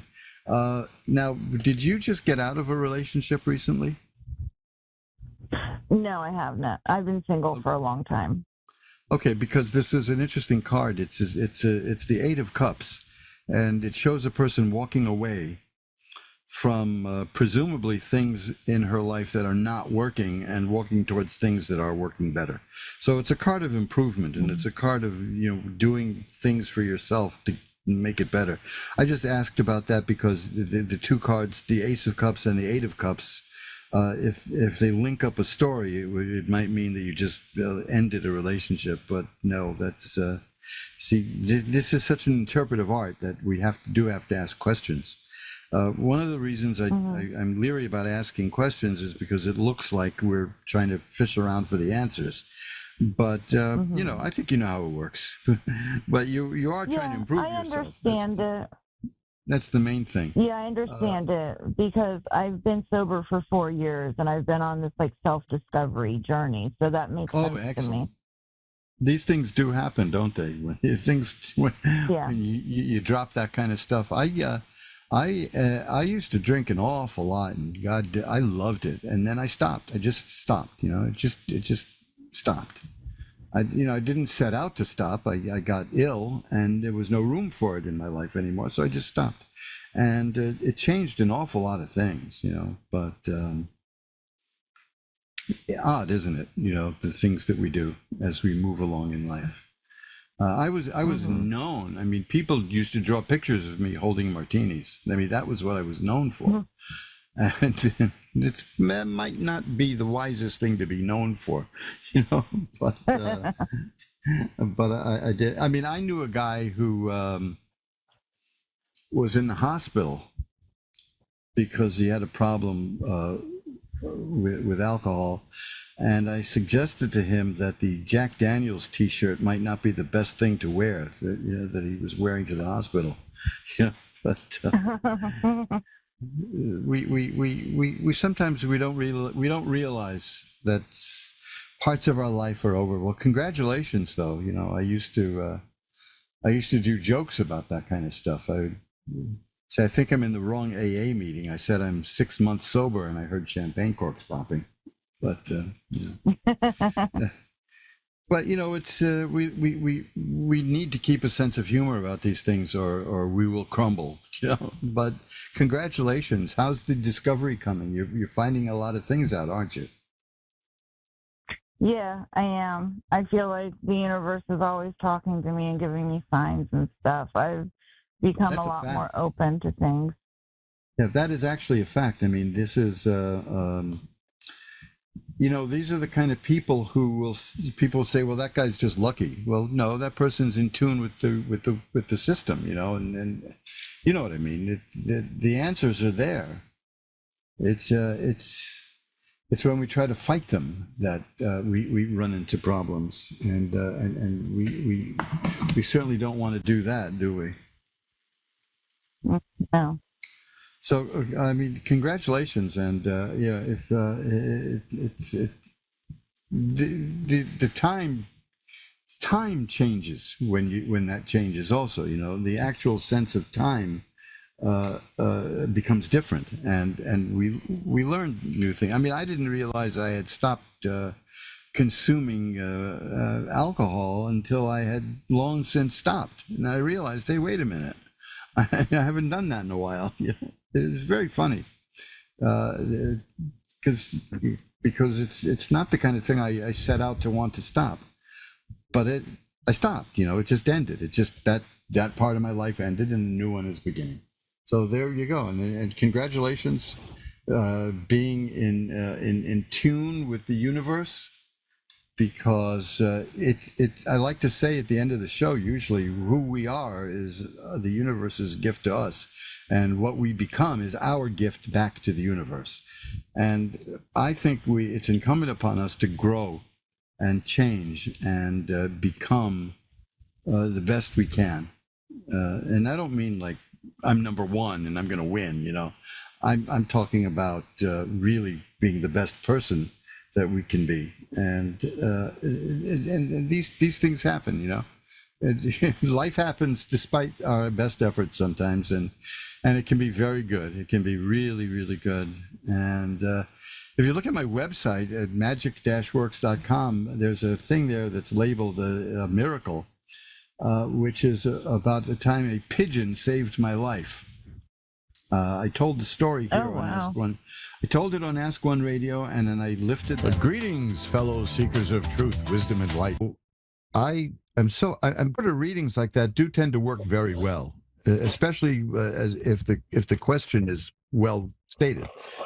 So yeah, I remember we went back and forth a little bit for us to get the question settled, and then we did it.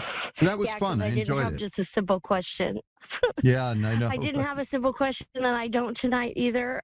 Just because things are coming down to the wire in the next couple of weeks, and the people that have took me in when I lost my house and my mom and my sister is determined to make sure I have nothing. The people that took me in now 12 months ago have their own family stuff coming up, and I've had family like that.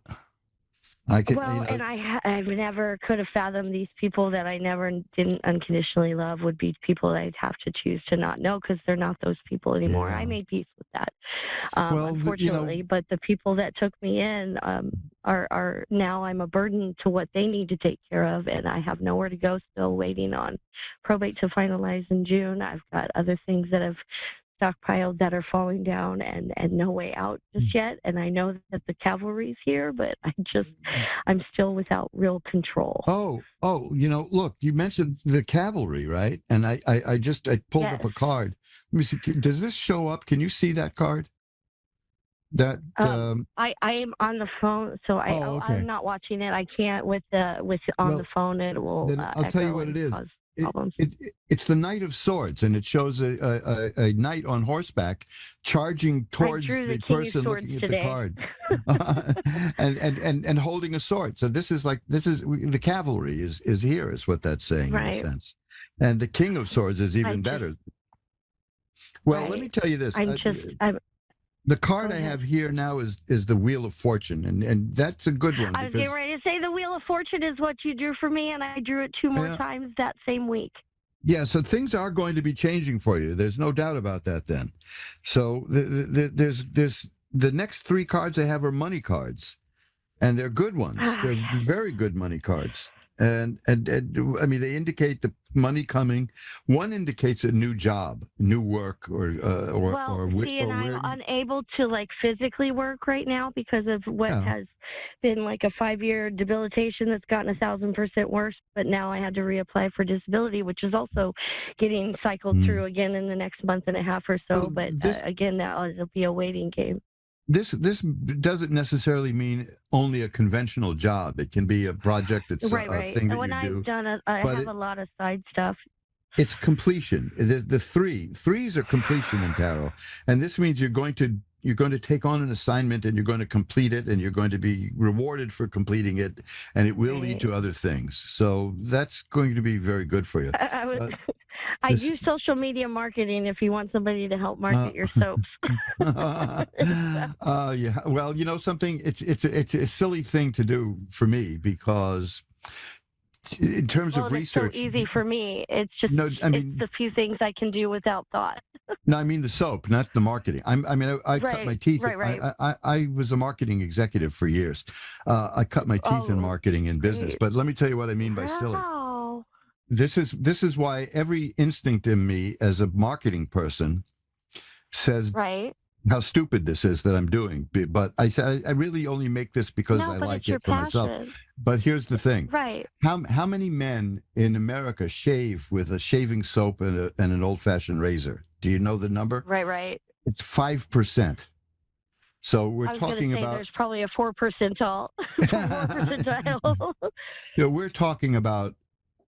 I'm really not doing this to become the shaving soap baron of the world. It's also because these people aren't educated in the point of what you just said before promoting it, which is it's not meant to soften it. If it's softening it, then you're defeating the purpose of it getting the best shave. Oh yeah, and you can go to YouTube and see training videos that people do for shaving. I've done a lot. And here's one of the things they do. Alchemy. Yeah. Boy, that's a whole other thing. I've been working on an alchemy project for so long. I've just, I don't know how to boil it down. I love alchemy, and it's one of my. You know what people say, that the definition of insanity is doing the same thing over and over again and expecting different results. That's what the alchemists did. The whole thing of alchemy is that they would do the same thing and see if they had any changes. I feel like alchemy's coming full circle because now it's coming back around, even though it's the one that started everything. But now people are realizing all the chemical and fake stuff is not healthy for yourself or your body, Well, I'm externally hooray, or right? internally. And now people are resorting to the earth and the herbs and the things that are provided by Mother Earth and this planet for a reason, and because we were designed to heal ourselves. Why would you deny? I make my own. I make my own medicines also with herbology, but I my own tinctures. Matt, stop. But I Sorry, don't. my dog just- I don't market that because I don't want to get into the whole licensing business. Right, me too. Well, So I this started is just making for my the own family. crystal powder with salt Oh, great. and charcoal, and I call it bitch begone. But I recently came upon some other ingredients that have made it even more potent. So I just call it no, you better don't. One of my favorite names of one of my favorite names for an occult product, and it's not really around much anymore, was called "Make the Opposing Lawyer Stupid Oil." and oh my God, can I have some of that? Because that's kind of what I'm facing with. I have 3 different court cases in 3 different counties for 3 different reasons coming up, and only one of them is the money. Check Wisdom products in California. They used to have it. They may still have it. If not, we can talk about. I can tell you what you can blend. But just to get back to, we can go on like this forever. Like I said, I have a tendency to be chatty, especially when I haven't been on the show in a month. The main thing I'm seeing here is that you're going to. There's going to be philanthropy and some money coming your way also, because I got the 6 of coins, the 3 of coins, and the 7 of coins, with 7 being that it's a return on investment in a sense, that and the investment is that you're working on. You're entering a period where you're prepared for it because there's the 9 of rods. You've suffered is what it says, and you've learned from that. And the Ace of Cups is here, which tells me you're about to not just the money, but you're going to enter a very more emotionally fulfilling time. You're going to do very well that way. I'm going to finally start the mission that I was sent here for. Jesus Christ. I think things are coming your way. You keep in touch with me off the air, and we can chat on that. I mean, like as colleagues in that sense, but because I can go on forever. But I see here also one last card, the 7 of Rods, which is a person who can sweep away obstacles.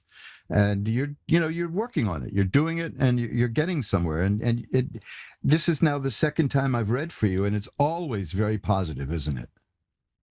Yes, but I'm still within weeks and days of the total hands tied behind my back thing. What is the one where the card with the swords where the girl is tied but her hands are kind of loose and she has the blindfold on, and she 8 of Swords. Yeah. Yes. So, but it's very resonant as to where I'm at with it, because I'm willing to endure the last part of this so I can stand up and break free or whatever. But the next card I have here is Strength. That tells me that you can handle it. You'll get through this. You're ready for these things. That's what the sword card, the 9 of Rods is, that you're ready for this. You're prepared.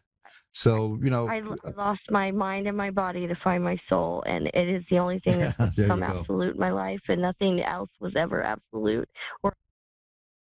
Well, I'm going to, I have to run and get to another call, but I will stay in touch, and I will also light a candle to send positive energy your way. How's that? Absolutely. I appreciate you so much. Thank you for everything that you do and the words that you put out there and what you are, and your soaps I'm going to check out officially, because I get in these moments where I'm like, I can't absorb any more information, because I knew the minute I did, I'd get all these ideas to send you to hey, let me help promote you. Or we can go to my Twitter feed and you take a look at many of the ads I've got there. You'll see what I mean. And let me rephrase that, the announcements I have. But anyway, it's been great talking to you, and I look forward to talking to you again. Thank you so much. Bye now. And let's shuffle up the cards here, and we'll go to Lisa in Halifax, Nova Scotia. Hi, you're on with Reverend Elliot.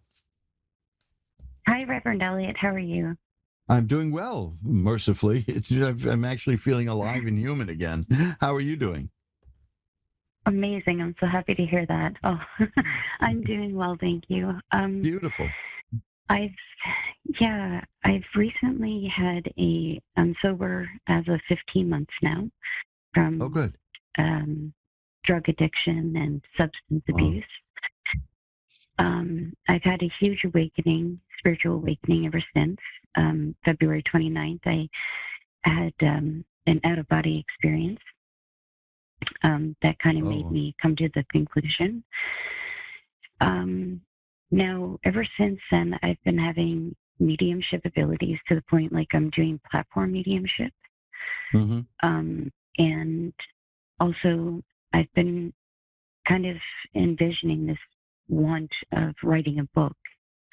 And I see just so much coming to fruition for me, but it's just the energy of everything that has happened so much into my life, with abuse and everything like that up to this point, that now it seems that the divine has placed so many beautiful people along my path up to now, the last 15 months, is so overwhelming with how much goodness there is. It's like I'm almost waiting for the shoe to drop. And so I feel like that's preventing me from taking these opportunities further. Well, I was just wondering if you might be able to help me. The card that I pulled while you were telling me this is the Empress, which tells me several things about you. This is a very creative woman, and I don't mean creative like in the sense of the arts.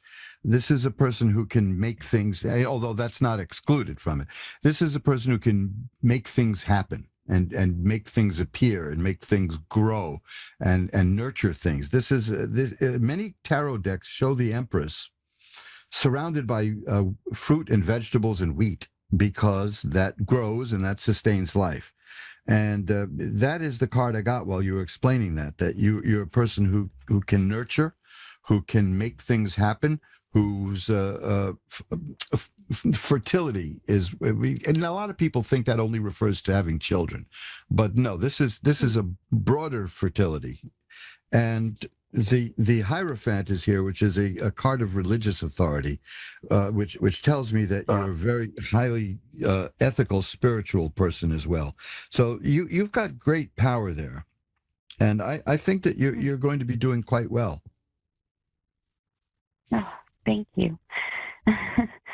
I think it's just when you live a life of with so much, against you. Yes, and now in 15 months, you can literally manifest your life in the way that you wanted to, that you've never expected. Well, you're feeling the power that these two cards have, which is creativity and spirituality combined. And the next card I have for you is the Six of Rods. That's a card of triumph and success. So I don't think we need much more than that. It's you're going to be fine. And it's your own work it's your work that's doing it. There's one other card I got, which is also that makes three major cards. The card is Justice, because you are owed some justice for something somewhere that you don't have to go into if you don't want to. You know what I'm talking about, right? That there was injustices done to you. So there's going to be justice for you. That's right here. And the Eight of Rods tells me that it's coming soon. Okay, so these are good signs. So that may complete what you need, okay? Thank you so much for the encouragement. My pleasure. Call anytime, and you can always email me. This goes for anyone listening. You can reach me through Ask One Radio. You can reach me through my website. My email is asktarot@earthlink.net. And that shows you how long I've been on the internet with Earthlink. And, anytime you want, please just drop me a line, and I'll be happy to get back to you. Okay? Thank you so much. You take care. My pleasure. But the good things are coming your way. That's the main thing. So hang in there, okay? Will do. Thank you so much. Bye-bye now. And we're all shuffled up. Well, now we are. We were sort of all shuffled up before. And Ada in Texas is on next. Hi, Ada. You're on with Reverend Elliot. Hello. Yeah. Hi. How are you? I'm doing well. How are you tonight? I'm doing okay. Oh, good. What can I look at for you? I was just curious, like, if the situation I'm in will get better. Well, to explain to you, like, I'm having financial trouble getting financial help and support, and I was just wondering if anything good is gonna come to help me my way. Like, Yes. that's about it. I drew 3 cards here, and one is the Knight of Coins. The third one is the Knight of Coins. That represents the potential for money coming your way. The Knights are the beginnings of something, and there's money there. Also, the Nine of Swords was the first one I got, which tells me that there's a lot of sadness and sorrow lately. Is that what's been going on with you? Yes, Well, sir. I've been feeling quite depressed. I mean, because of like the hard times and not having much help, you know. That's the Nine of Swords. That's just a very sad card. And after that is the Eight of Rods, which I just had for the previous reader, which tells me that the next card, which is the Knight of Coins with the money, that's on the way. Something good financially is headed your way. Now, I've also got the Fool card here. The Fool is doesn't mean you're a fool. It means that's a beautiful card. That means that the person getting the reading is the beloved of God and has great spiritual protection. If there was anything really bad in these cards, and that happens from time to time, that card would wipe it out.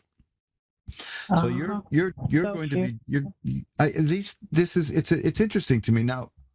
I wonder. I've been doing this for a long time, and I keep getting good cards for people in trouble. And the only thing I can think about why that is, because statistically you'd think I'd be getting a certain number of readings for people that say that your life is about to become hell on earth. You know what I mean? But I don't get those. It doesn't happen because if you're calling me or any other card reader, that means you recognize that there's something in your life that's not working well, and you want to look at the situation and do something about it. So if you can recognize really true. it, You're right about that.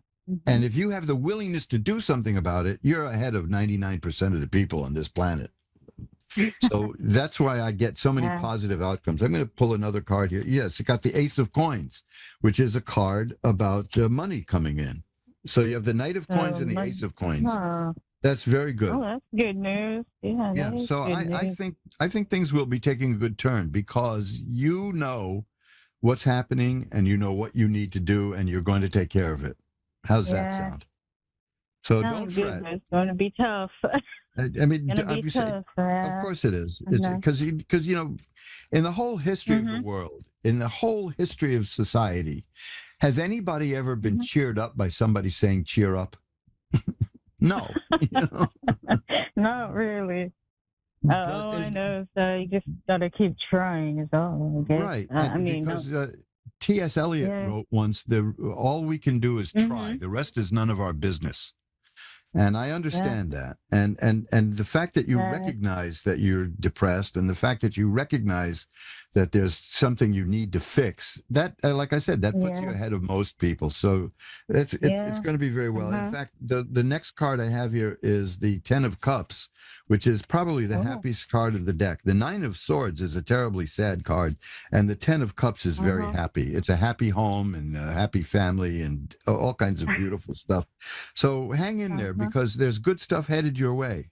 You just have to get through the other garbage, because somebody once, I know. Long ago, a newspaper man who worked for Hearst was asked to define life.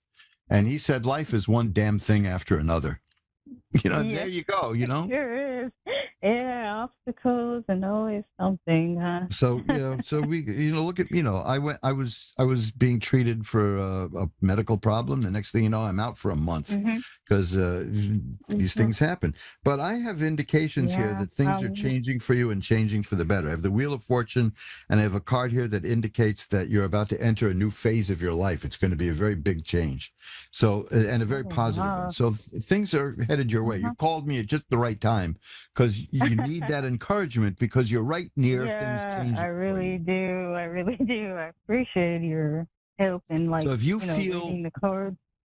if you feel a little down again in the near future, you can always listen to this or see this at Moonstruck TV, or you can hear it at AskOneRadio.com under the archives at Reverend Elliot's Magical Window. But take a listen to the May 21st show and listen to your reading because it's intensely positive. And even though it began with the saddest card in the deck. So the cards acknowledged that things are tough for you right now and then showed you that there's a bright future coming. I hope that helps you. Yeah, that made me feel a lot better. I've been feeling quite down. Good. Well, I do appreciate I'm glad. that. That's that now now if I had gotten a string of bad stuff here, I would have talked to you off the air instead of here. But like I said, I rarely get bad things for people. I almost never do. It's funny that way. But I firmly believe it's because the people who call here know enough to ask for some help. And that's it. So many people, they won't do it. That's Pride or stubbornness. Guidance, I just wanted some guidance, According to this, you're going to be fine, and things are going to be moving your way. And here's the nine. A little better. Here's the Nine of Rods, which is the card of experience. It's a person who has been battered around and learned from experience and came out more knowledgeable and prepared. So, it's a heavy price to pay, but I'm seeing good things here. So keep going, okay? Keep the attitude up if you can, because that's the attitude helps a great deal, okay? Okay, I appreciate it. I'm sorry I didn't get your name. Elliot is my name. Just Elliot. Elliot, well, it was nice to meet you, Elliot. I'm Ada, and I appreciate the reading. You made me feel better. Thank you.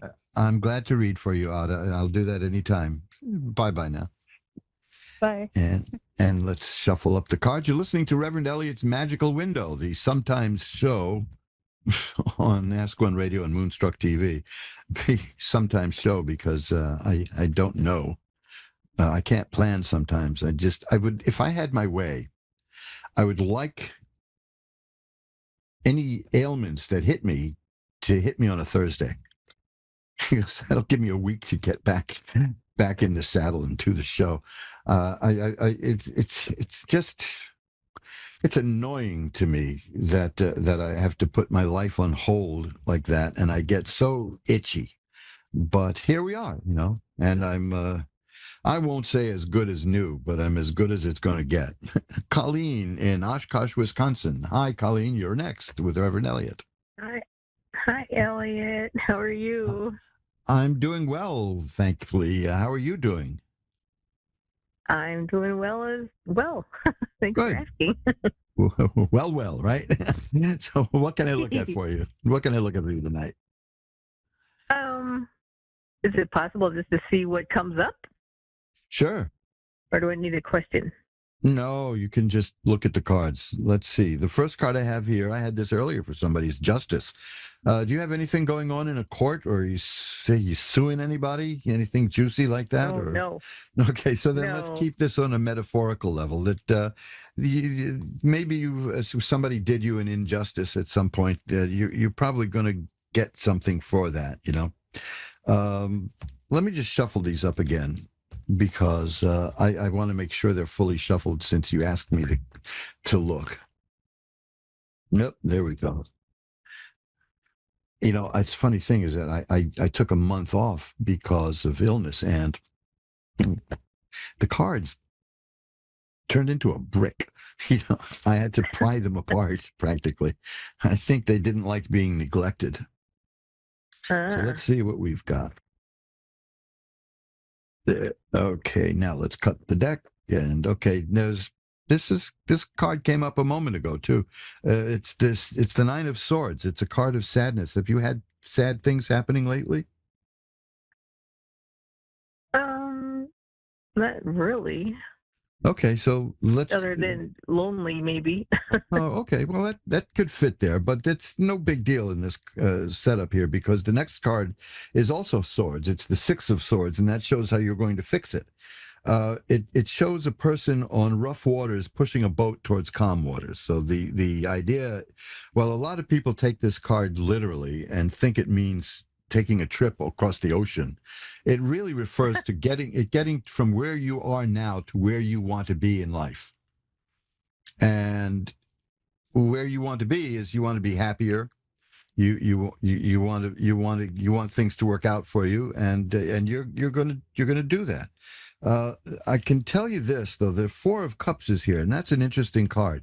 That means there's an opportunity that's going to come your way from an unexpected source, in a sense, because this person it's a card showing a person who doesn't see that there's a hand coming out of a cloud offering a cup. And cups are about the emotions and affairs of the heart generally, but overall, it's a card that says that you keep alert, because there may be something coming your way that will help you out from an area that you don't expect. Okay. And that will lead to great happiness. I've got again, I had the Ten of Cups a moment ago, and I have that here too. The Ten of Cups is a card of great happiness, just immense happiness. So let me just shuffle these up and cut it and see if we can get one more thing here. Because it looks to me like you can take care of yourself. Yeah, this card's come up 3 times tonight now, the Six of Coins. That's about getting money. So there may be money coming your way. I hope that helps. Couldn't hurt, right? Can't hurt, no. So there you go. I mean, it's a good reading that just says that if there's anything that's making you a little bit sad or is out of the ordinary, that you're going to take care of that. That's that Six of Swords. That's you getting from where you are to where you want to be through your own effort. And so that's why I'm not concerned about that card, even though it's a pretty nasty looking little card. I don't think it means much in this. Because the thing about tarot cards, and this is where a lot of people who start with these go wrong, don't memorize the meanings from the little booklet that comes with the cards. Just also, along with that, keep in mind that it depends on the cards around that card in an actual reading. So this is good. This just showed a quick recovery in a sense. So you're going to be fine. You're going to do all right, I think. Okay. Good. I don't promising. I don't think that loneliness is going to be a problem for long. I think you look at that. Here's the Knight of Cups, and here's the Nine of Cups. Now those are about romance, and there's somebody's coming your way who may be very interested in you. That's the Knight. That's the arrival of something new, and the Nine of Cups is about being involved in something. I have to keep this as clean as possible. It's something so sensuous and good that people will be jealous of you. So there you go. That's a very good sign. So I think good stuff is coming your way. Okay. Okay. Well, thank you. My pleasure. Keep me posted. I'm always at asktarot@earthlink.net, or you can contact me through magic-works.com. You can contact me through Ask One Radio. I'm the easiest person around. Just Google Reverend Elliot's Magical Window, and you'll get me. You can't avoid me, okay? So stay in touch. Look forward to hearing from you do again. well. Bye-bye. Thank you. Bye-bye. Bye. Thank you. And we're all shuffled up now, so let's go right to, because we've got a few minutes left for a last caller. Brenda in Alberta. Hello, Brenda. You're on with Reverend Elliot. Hello. Hi, Brenda. Can you hear me? Yeah, I hear you. Yeah. Okay. Well, how you doing tonight? I'm good, thanks. How are you? I'm fine, which is a rarity for me, but Good. I'm feeling great. I'm getting such energy coming. It's very funny because when I started doing this, I didn't know if I could do it. Reading tarot, I knew I could do, but I didn't know that it would work through all the technology. It's filtered through satellites and through computers and through all kinds of stuff, and it works just fine. But what I didn't expect was the degree of energy I pull back from the people watching and listening. It's just, it's almost therapeutic, Maybe if I had pushed a little I harder. totally understand where you're coming from. if I had pushed a little harder when I was kind of ill, I might have recovered faster if I just did a couple of You shows. would have. It's therapeutic. So what can I look Yeah. at for you? We're talking about me, but it's all about you tonight. So what can I look at for you? No worries. Just let's just see what the cards pull. Okay. Wouldn't it be funny if the card I'm said, going to leave "Look, it wide open. you're going to become our 51st state." Yeah. No, besides that. Yeah, because that's we're talking about a guy who likes to whip up the news people by saying outrageous things and they believe it. So I know. I think Yeah. it's just funny the way that he can control the news cycle by saying something. Let's face it, ridiculous. But Yeah. it's tempting. You know what it is? It's like, to me, I've said this about him for years. It's like the guy who gets pleasure tapping the glass on a fish tank, and watching the fish scurry. Oh, why? What's the point? Yeah. Because it scares some people. But there you go. So what do we have here? The Star is here. That's a card of hope and optimism, and on one level, it's the arrival of a child. So I don't know if that's the kind of thing you're looking for, but that is one of the things that is represented in that card, although it's not the only thing. But it's about hope and optimism. So when you say child, does that mean like an actual child, or does that mean maybe even just the start of something new? No, this literally refers to a baby. Oh my goodness! Oh. But like I said, That's almost impossible. But okay, yeah, I know. That's okay. Let's keep going. I think these were written for a time when when things are very, very different. But because it's a side thought in a sense, because there's a tree in the background and there's a bird perched in the tree, and that's always been assumed to be the soul of the child. Now, I could also extend that and say that could be like somebody, a spirit guardian, watching you. A lot of people feel that there's somebody watching them. Yeah, so that's a potential thing there, because it is, as I said, a card of optimism and hope. The King of Cups is here, which tells me that you're a person who is not unduly emotional, but is in complete control of emotions. But I don't mean by control that you're like Mr. Spock, I mean, it's just that you can deal with your emotions like in a rational way, and that's very good. Something new is coming. That's the Ace of Rods. There may be a new work opportunity coming your way, or some new career opportunity, and that's followed by the Sun, which is a card of healing and health and happiness and growth. These are wonderful things. So this is awesome. This is a very good reading. It's filled with potential and possibilities. Here's the Queen of Cups. You have the King of Cups and the Queen of Cups. That's really good. And another rod card, the Eight of Rods, tells me that whatever is coming in terms of this career opportunity, or it doesn't have to be as traditional as a career, but it's an opportunity that you can probably make money out of. It's coming soon, and the Three of Coins tells me that it's going to be lucrative. Perfect. Yeah, these are cards. There's the Four of Rods. These are cards of success. You have cards of success in terms of emotional life and business life and work life. See, here's another. I had this before too for somebody. The Ace of Coins. That's the appearance of money. So this is very what's the word I'm looking for? Dull in terms. I mean, it's just good success coming your way. It's good news. There's nothing melodramatic here. It's just you're going to do fine, and there's reason to be hopeful and optimistic, and things are going to move your way. Let me see if I can cut the deck and have something else here. No, see, now this is the Queen of Coins. You've got all these queens here. Tells me you're very powerful. And the coin cards, of course, that goes without saying. It's about money. The seven, I had this for somebody earlier, the Seven of Rods. That's a person who can overcome all obstacles and sweep them away. It's a beautiful card.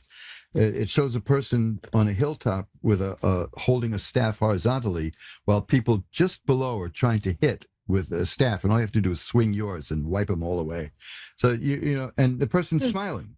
You know, see, trouble is not. You don't let trouble discombobulate you. Let me put it that way, from what I see. Is that how you are? Yep. Well, that's going to serve you very well, because that's going to pay off again, and for you. It is the 8 of coins. That's money, and that's learning something new and succeeding at it. This is just very interesting stuff here. So it's good. You know, what's going on is very good, and I see nothing, no speed bumps, no nothing. Here, I'll try one more here. There's the Knight of Swords. I had that just a moment ago. I'm getting the same cards over and over again, which is kind of odd, because once you shuffle a deck 3 times, it's statistically randomized. But the Knight of Swords is interesting in terms of new ideas. The swords indicate mental activity or strife. But given the nature of the other cards, I would say that in your case, this is mental activity. And it shows that you're seeing life in a growing way, new way. You're doing things differently, and it's working out very well for you. Do you feel yourself changing? Yes. Okay, because Absolutely. I've noticed in my life, the surest sign that I was changing was that I lost all my friends. You know, and they'd come back and say, "What happened to you? You're a different person now." Now, the funny thing is, there's a guy I know who tells me how different I am when we run into each other. And he's talking about when he knew me in the 4th grade. So now, I mean, look at me. It's been a long time since I've been in the 4th grade. If I haven't changed, then there's something really wrong with me. You know, so there you go. Yeah. So I think you're growing, you're changing, and you're going to profit off of that, and you're doing very well. I mean, I'm just looking through the cards again, and I see the same cards. So there's no point in even continuing. I mean, the cards are saying we're done. No, so self-explanatory for sure. Yeah. So enjoy it, because good stuff is coming your way. You know, sometimes I kind of absolutely. Thank you so much. I wonder what would happen if I got some bad readings for people, but I've given up on that because I just don't get them. And as I explained earlier, I think that's clearly because people calling to ask a question are not going to be left helpless. They know enough to ask for help, so that's good. Well, absolutely. And I believe that what you're getting is like from love and light, right? So it's just a matter of delivering that, and it's just going to help a person. Beside, like, I don't see a card ever having to put a person down. No, right? Like, I totally get that. Yeah, here's the Queen of Coins again. You see, it's fun. I shuffle them. I get the same cards for you. There you go. So we're done. You know, that's good. Keep the money coming. the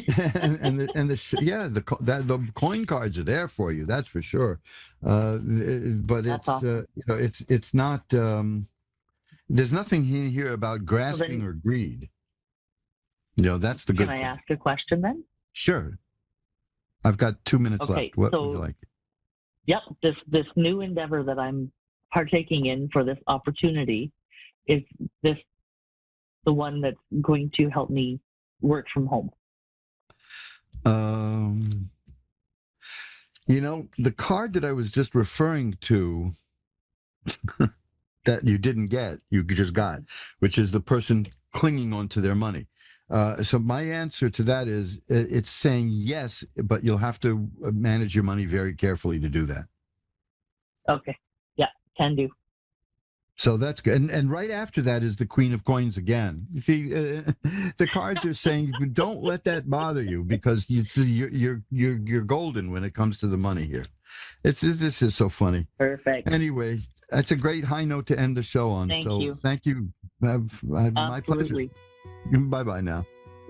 And that's it. We've come to the end of another edition of the sparsely recorded Reverend Elliot's Magical Window. If you want to know more about what I do, Why am I shuffling up the cards now? Am I going to do a reading for me now? If you want to know more about what I do, go to magic-works.com, magic-works.com. And you can see more there. There's like 100 pages. There's movies there. There's all kinds of esoteric videos. There's a lot there. There's lessons there. There's all kinds of stuff, and of course, not everything is monetized.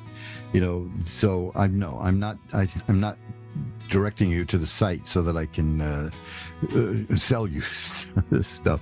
My background in sales is many years ago. I'm not interested in that anymore.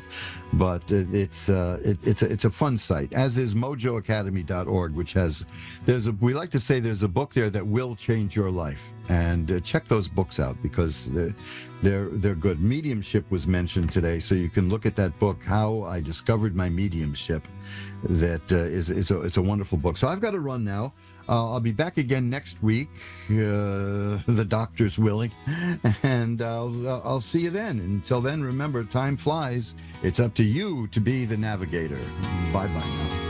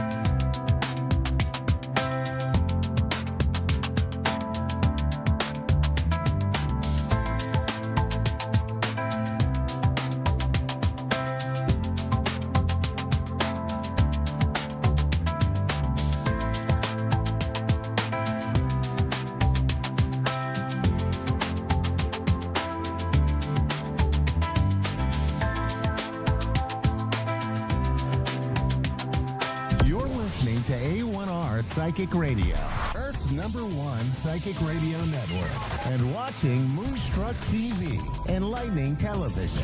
Welcome. Time for Amanda Hall Psychic with Amanda Hall.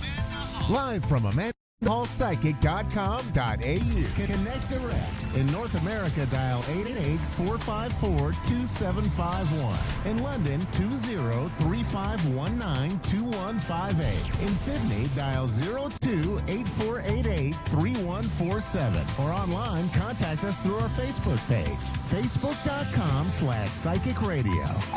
Websites, AskOneRadio.com or Moonstruck.tv. This is Amanda Hall's site on A1R, the Ask One Radio Network.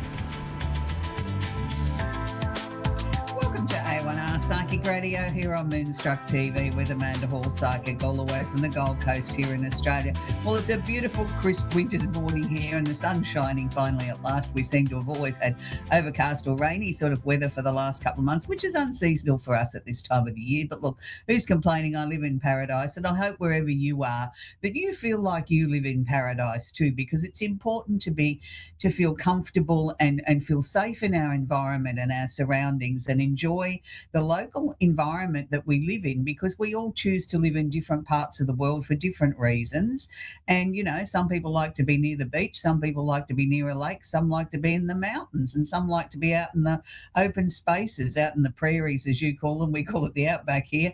And it's sort of like it's a personal choice of where you feel most comfortable, where you feel that that's your place to call home.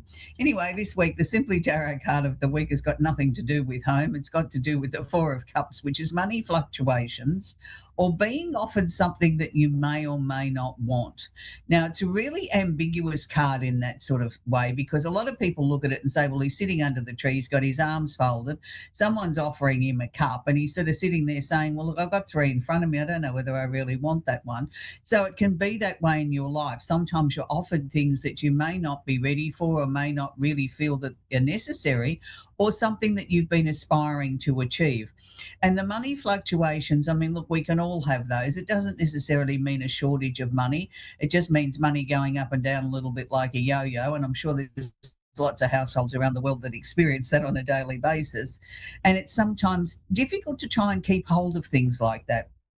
That when you've got money, you know, going up and down like a yo-yo, it's very hard to budget or keep control of things and sort of know exactly where the money's sort of going. So maybe this is a card of sort of saying get your budgeting in hand too, you know, like get a handle on where your money's going. You know, sometimes we, I think, tend to forget and don't document where our spending's going. And once you look at it on paper or in the computer or in your laptop, you see then where that you can maybe cut back if you're finding it a little bit of a struggle at the moment to sort of keep on top of everything. But this is a card of positivity too, because, you know, you may be offered something that you may not want. You may be offered a new job. You may be offered a new opportunity, and you're sitting there and saying, thank you very much, but I'm okay.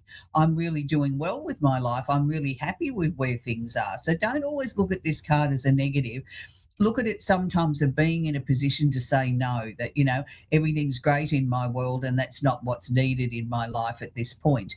But it's always nice to be offered something that you may want to turn down. So astrologically this week, we're still in the Cancer time of the year. Happy birthday to all the Cancerians around the world. And look, there's lots of them. And, you know, very, very famous people were born under the sign of Cancer, including my producer. So, you know, it's a very special sign because it's a very strong sign, even though a lot of astrologers write it up as being sort of quite weak or sort of gentle. Yes, they do have a gentle and a soft side, as we all do, but they also have a very hard side too, because you've got to think of a crab. And crab has a very hard exterior that, you know, it takes its home with it wherever it goes. And one of the first things I learnt many moons ago when I first got into astrology was that a Cancer has to feel secure.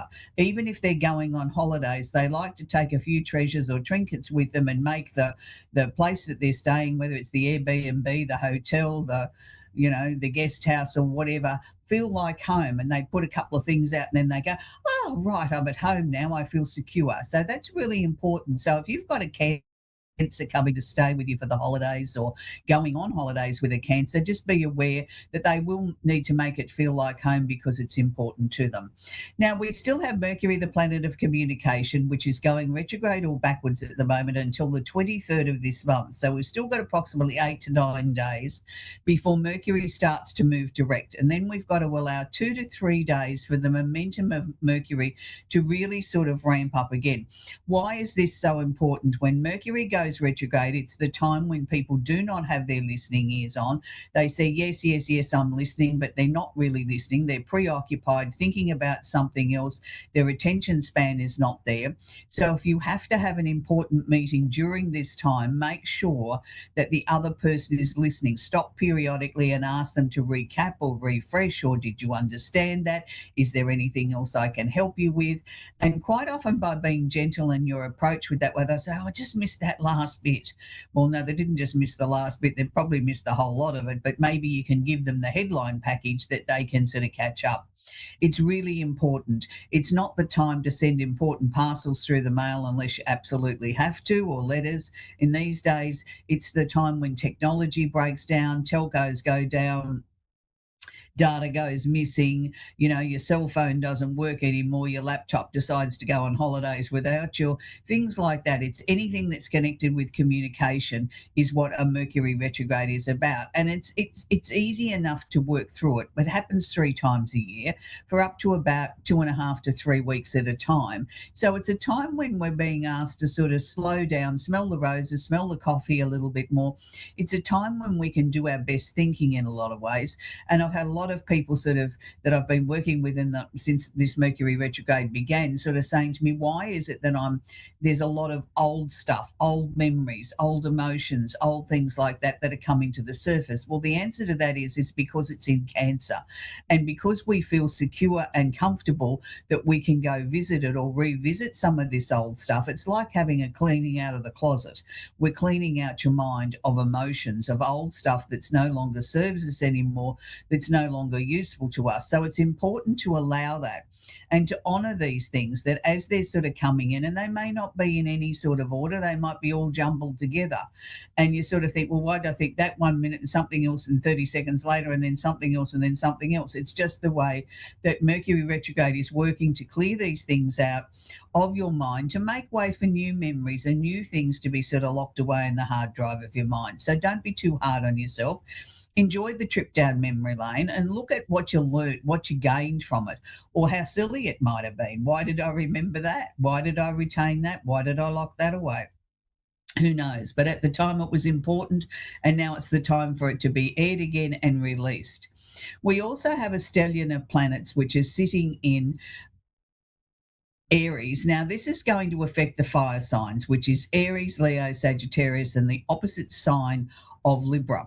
So I want you to be really listening to this, and I also want you to be aware that this affects the remaining 8 signs as well, but maybe not quite as intensely as it's going to affect the fire signs. Saturn is the planet of discipline. Saturn is the father figure. Saturn's the one that dishes out the lessons, but he also gives you stickability. He gives you the ability to sort of see something through to the bitter end, that he gives you that determination, that drive to sort of say, this is really, really important and I'm going to achieve this no matter what. Even if it takes me longer than I expected, I will not run out of puff. I will continue to make sure this happens. Now, Saturn is holding hands or conjunct the moon. Now, the moon moves every, 2.5 days. It moves so quickly, so I quite often don't bring the moon into an astrological report because of that reason. But I felt this one was really important because at the moment, a lot of fire signs, and I've been working with a lot of fire signs in the last week, are really feeling quite restricted. It's like they thought they had a little bit of a growth spurt. Things were going to happen. Things were going to start to move. And then all of a sudden, it was like they hit a brick wall. Now, this could be why, because Saturn is asking you to deal with your emotions. Now, fire signs tend to skim over emotions because it's like it's not that important. We'll get to that tomorrow or next week or whenever. And it's only when a configuration like this comes along that stops stops them in their tracks, makes them sit there and look at it, and they don't have any other choice. And then you add that to what I previously spoke about with Mercury retrograde in Cancer. It's sort of asking them that they've really got to sort of go through some of their past and really sort of hold the mirror up to them and say, okay, what do I need to learn out of this? What can I let go of? What are my emotions trying to tell me? What have I skimmed over in the past that really needs to be dealt with? And by doing this, the final part of the stellium is that it's conjunct not a planet, but the part of fortune. Now, the part of fortune doesn't mean they're going to win the lottery or whatever, or the lotto. It means that there's opportunities that can come into their lives that are like something that's really important to them because they've cleared the past. And now that's why it's so important. Saturn's giving you the tools. He's giving you the opportunity here to sort of look at this in a logical, practical, down-to-earth, grown-up sort of manner, to deal with the emotions, to deal with the past, to deal with the past memories that are coming up. And by doing that and setting yourself free and working with the energy of Saturn in a very disciplined, grown-up sort of manner and dealing with all the emotions and the stuff from the past, we can then sort of catapult ourselves forward and move forward in a way and breaking sort of down some of the restrictions or the things that have been holding you back, whether they've been conscious or unconscious. They're able to now sort of move right out of the road, and you can start to bring in new opportunities, new joy into your life, new things that, you know, sort of have been hovering around the edges for such a long time that you couldn't see how you were ever going to manifest them or bring them forward. Well, now is that opportunity. So we're moving on to Uranus is conjunct Mars, and it's sitting in Gemini. So this is going to be affecting the air signs, which is Gemini, Libra and Aquarius, and the opposite sign again of Sagittarius. So there's a little bit of emphasis there on the Saggy stuff this week, and the fire sign stuff this week. So Uranus is the planet of the unusual and unexpected. It's like a bolt of lightning. It can strike out of nowhere. So Uranus has only just started its long trek through Gemini, which will be there for approximately 8 years. So it's going to have a long time here where it's going to be stirring things up. It's going to be sort of asking, particularly the air signs, to sort of think outside the square, to do something different. Be very, very careful what you wish for. Be extremely careful what you verbalize and put out to the universe, because the universe is listening, and the universe doesn't sit there and filter anything. It says, oh, you said you hate your job, good, we'll get rid of it. And you were only saying that out of anger for the moment. You didn't really mean it. So you need to be very, very careful in how you handle your verbal communication, particularly if you're a Gemini at the moment. And, you know, and it's conjunct Mars. Now, Mars is the planet of action. It's the planet that gets you out of bed, gets you up off the couch and says, right, let's do this. Let's do something constructive. So it's a positive time in a sense for the air signs, because it means you can create things out of nowhere. You can sort of have a thought bubble and turn it into something that could really be quite beneficial and sort of maybe change the course and direction of your life. But make sure that it's what you really want. Don't just sort of go with it because it's the first thought that's come into your head. Thoughts are great, don't get me wrong, but we need to back them up with a plan of action or sort of see whether it's really sustainable. Yes, we have the opportunity to explore things, but don't sort of send it out to the universe that that's the fait accompli, that's exactly what you want, unless it really is what you want. You know, you have the ability to be flexible like a Gemini and flit from one thing to another and have lots of great ideas. And maybe the message here is to look more locally. Don't start sort of spreading yourself too thin and looking at horizons that are out of reach at the moment, or on the other side of the world, or on the other side of the city. Maybe focus your energy more in your own local little niche community, because maybe that's where the answers lie, you know, that there's opportunities or things that can start there that can then be expanded out. But it's a time to sort of really center yourself in your own local community and get to know what's going on your own back door. Because sometimes I think we're too busy focused on what's happening in other parts of the country or other parts of the world that we forget to look at the beauty and the things that are going on right in our own local environment, which are incredibly important too, and sometimes even more important than what's taking place in the bigger part of the world. So it's really important that you focus on those things, particularly if you're an air sign. I know we haven't covered anything about the earth signs, but look, everything in their lives is, you know, is related relating to what I've been talking about anyway, because when I talk about a particular 4 signs, it then washes over the remaining 8 signs anyway. So we've got Jupiter's just moved into Leo. Jupiter's going to be here for approximately about another 8 or 9 months. So it's a time when Leos can really get out there, strut their stuff, show the world what they're made of. Yes, it's flowing over to the other fire signs, which is Leo, Sagittarius, and Aries, and the opposite sign of Aquarius.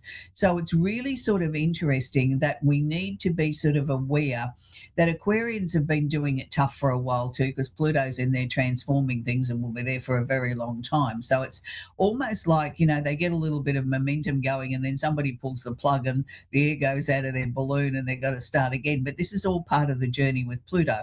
So it's nice to be able to sort of say there's a little bit of a reprieve there, that if you want to get some new things off the ground, work with the energy of Jupiter, because it's really important that you can start to sort of get things sort of moving in a very positive way. So it's a good time to get out there and start new projects, to sort of get people to take notice of you, because anytime a planet's sitting in Leo, it's like we've got the center stage, we've got the world looking at us. So make sure that you don't waste that energy. So that's where we're going to leave the astrology now till next week. We're going to talk with Andrea in Ashburn in Virginia. Are you there, Andrea? Hi, I'm great. How are you? I'm very well, thank you, Andrea. Do you have a question I can answer for you, please, sweetie? I'm taking a trip to Italy next month. I don't know. Do you see some sort of romantic connection possibly from my vacation? Well, congratulations, going on a trip to Italy. That sounds absolutely wonderful. It'll be a trip of a lifetime, no doubt. Look, they're not showing me definitely that there's going to be romance on this, but I certainly know you're going to have a great time. And I think it's going to be opening you up, not just because you're there as a tourist and you're sort of soaking in all the energy and the culture and the food and the atmosphere of the place, but I think it's also on a soul level really important for you. It's almost sort of feels like this is like a past life connection to me, as if you go there and you walk down some of the streets and you think, gee, this feels familiar. It's like I've been here before. Yet you haven't physically been there in this lifetime, but it sort of gives you sort of a comfort, like somebody putting a nice warm blanket around you on a cold day, that you feel so snuggly and secure and you feel like, I could really live here. I know I've got a life back home, but gee, this really feels great. Look, I think you're going to meet lots of interesting people while you're there. Yes, there's, opportunities to sort of go out and have some fun and, flirt with a few beautiful local men and things like that. But do I think you're going to find the love of your life there? The answer is I don't think so, Andrea, but I think, you're going to have a great time. You're going to have lots of laughter, lots of fun. Yes, there'll be some romance there, but let's put it in the category of holiday romance only. It's not going to go anywhere. But sometimes, we need a little interlude like that sort of really is good for our soul. We know that it's not going to go anywhere, but we enjoy it for what it is. And I think that's a good thing. Romance to me for you is going to really spark up after you've come back from the trip. It's like you're not going to be home that long and sort of thinking about your wonderful sunny days while you were on that beautiful, fantastic trip and sort of, thinking, longing to go back again. And then I think you're going to meet somebody locally that's going to really sort of sweep you off your feet. And it was sort of like, that was unexpected. I wasn't expecting that, because you sort of feel as if there hasn't been anybody of real great excitement or interest locally that has even turned your head in a long time, let alone fall in love with somebody. But this is somebody that's not long moved to the area. I get him as being very tall, dark-headed, very deep brown eyes too. So, he's got that sort of really exotic sort of look to him, and he's got the most twinkly sort of eyes. I'm an eye person. I look at somebody's eyes and that sort of tells me a lot about their soul. And with this man, I get a really good feeling. He's very honest. He's straight down the line, sometimes a little bit too blunt, but that's okay. You like that. That's not an issue to you. But some people go, oh, gee, he's a bit, rough. He's a bit too truthful. But that's okay. I like him. He's a nice man. Certainly comes with no baggage. come out of a long-term relationship about 18 months ago, certainly healed from all that. He made a move to the location where you are, but that was a move that he decided to make. It wasn't anything that was forced. He was looking for a new adventure, a new opportunity. And I think the two of you are going to really sort of come together and really have a wonderful relationship. You've been a long time without what I call true love. Is that correct, Andrea? Since 2018, yes. Yeah, well, that's a long time. It's, That's a long time. 8 years.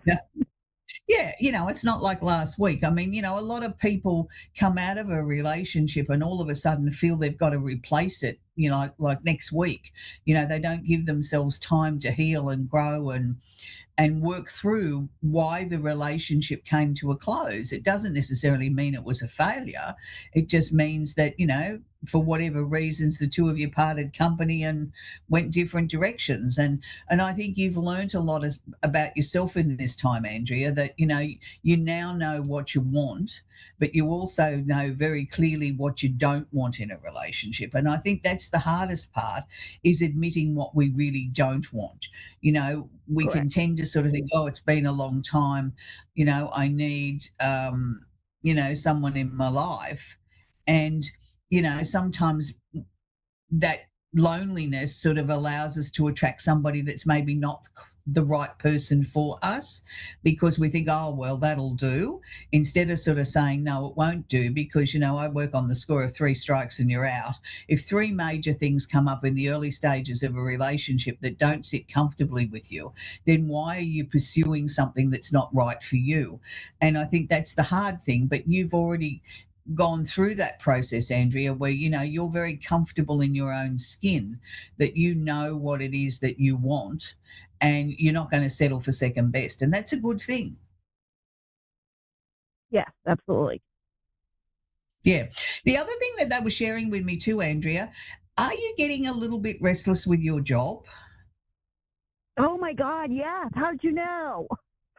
Oh, they just kept showing it to me, that sort of like you come back from the trip, you meet the new man, and then sort of like, I can't stand this job any longer. I've got to find a new one. It was sort of like you keep putting it off because you want to take this trip. And it's like, once that's over and done with, it's like, right, all the gloves are off. I'm ready to move now. I'm ready to change. I've had enough of this. But that's a good thing too. It's not necessarily, is it a wrong thing? It's sort of like, sometimes I think we need that sort of push to make us realise that, okay, we've gone as far as we can go with this company or this job, and it's time for us personally to make a choice, to make a change. And that's what you're doing, is you're making that choice, that change when you come home, to now I'm going to consciously sort of really sort of sit down and look at the type of job that I want. I don't want to sort of just make a change for the sake of change. I want it to be a change that's something I can get my teeth into and hopefully have longevity with. That's what you're aiming for, and that's good. And, you've worked hard to get to this point. And I just feel with the current job, it's like they overlook you all the time. They don't sort of see what you've brought to the table. And that's really disappointing. Yeah. And that's why there's no point in staying there. It wouldn't matter what you did. You could stand on your head, you could do whatever. You still wouldn't get any more recognition or any opportunity. So that's where we're going to leave it, Andrea. Best of luck, and I hope you enjoy your trip and have a great time. We're going to talk with Amila in Stamford in Connecticut. Answered. I'm sure I know I've pronounced your name wrong, but anyway, how can I help you today? Hi, yes. Thank you. I'm just, it's been very busy season land. I just feel like every day there's something going on. But I was wondering, I am looking for a relationship, and I actually have a speaking opportunity. It's with work. Is it all going to happen at the same time, you think? Or anything you could say about this guy coming in? Yeah, look, I think there's a lot of change all going to happen around about the same time. I'm just not sure that it's quite as quickly as what you'd like to see it. They're sort of showing me around September, October is when, hang on to your hat, things are changing and changing very, very fast. So, if there's a new job around that time and the new man around that time, it's sort of like everything's sort of all changing in a split second. But that's good. I think you're ready for that too. You're ready for change. And it's interesting because, again, I'm going to say, I think you've really done the hard yards on yourself and worked out what it is you exactly want in a relationship and what you don't want. And it's like, I'm not prepared to kiss a lot of toads to get the prince. You know what I mean? I've done all the toad kissing I'm doing. Line me up the princes and then I'll decide which one I want. And that's not being selfish or being silly. It's understanding what you need and what you've decided is right for you. And that's a good thing. That's not being selfish. That's being practical, in my opinion, because, we can attract a lot of different people in our lives, but not all of them are right for us. And why should we invest time with somebody and, they might think you're perfect, but you don't think they're perfect? Well, then we're wasting each other's time. And that's not what I want to see you do. Yeah. You've got a man coming in that's not dark-headed, but he's not blonde either. It's in between. It's sort of like a dark blonde, if I can sort of say that, leading towards almost very, very light brown. He's got green to hazily coloured eyes. He's quite when he's nervous, he talks a lot. So when you first meet him, it's like you can barely keep up with him. He's going, and you think, geez, I wish he'd slow down a little bit. That's just who he is when he's nervous. When he sort of, calms down a little bit, we talk at a normal sort of pace. I actually think he's very clever with his hands, but I don't think he actually works with his hands like on tools. He might work on a laptop or something, but he's actually quite creative. And I'd like to see him sort of be encouraged to bring more of that in over time, because I don't think the current role, the job that he's in when you first meet him is really where he should be. It pays the bills and yes, he does it well, but it's not really what... You're going to meet through friends, but it's not necessarily like friends trying to matchmake you. It's a group of people that are getting together to celebrate something, and it's sort of like, oh, yeah, bring a friend if you want to sort of thing. It's a very open sort of gathering, but it is in a place that's an outdoor setting. It's nice. It's late afternoon, and that's where you're going to meet him. He's a really, really nice man. And he only decided to go, interestingly enough, at the last minute. One of his friends was pestering him to come, and he kept thinking, oh, I don't know whether I really want to go. I don't really know anybody. And in the end, he couldn't say no to this person. They were that persistent. And, you're not overly keen on going either. So go to everything that you're invited to, whether you want to go or not, because that's where you're going to meet him. And particularly an outdoor gathering, somebody's having a birthday party or something, bring something along, we're all going to have a barbecue or a cookout, and it's that sort of environment. August or September, you said, what'd you say? What? Yeah, around September, October. I don't think it's much before that. I'm not saying don't go out, and I'm not saying don't have some fun before then, but that was when it was at its strongest. It was sort of like the weather was starting to cool down a little bit. The season was changing. Okay. Yeah, so that's where we're going to have to leave it, sweetie. We've come to the end of the show, but I know it's the right relationship for you and you're going to find a lot of happiness. It's really interesting how that, so many people are still looking for love. It's one of those things that we don't feel complete unless we have a partner by our side. And I know that I've just spoken to these two beautiful, lovely ladies who are very complete in themselves, that are happy to stand on their own 2 feet and, are waiting for the right relationship. And that's good, because it means that they've sorted out what it is that they're searching for or what is acceptable to them. And I think if more people took a leaf out of their book, it would be a much easier place to live in. But sometimes loneliness is the thing that dictates that we just allow somebody in for the sake of having a relationship or having somebody close in our lives, because we are so lonely. So there's not necessarily a right or a wrong way to look at love. It's I suppose, a very personal thing and what works for you. So this week I want to leave you with the number one one song around the world in 1986, and I know we're going a fair way back, 1986, it's 40 years ago, and it's sort of showing my age, I suppose, but I think everybody that's been watching the show will know this song and be able to sing along to it. It was the one and only Whitney Houston, and in what I believe was the greatest song that she ever sang, which was The Greatest Love of All.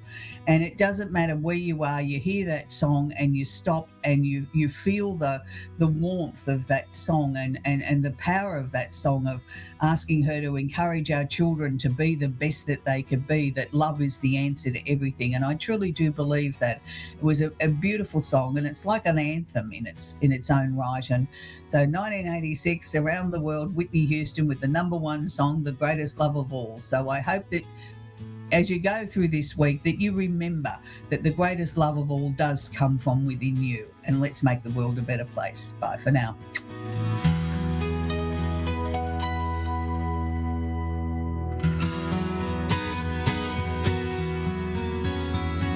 On the air, Psychic Talk Radio, now on Moonstruck TV, enlightening television.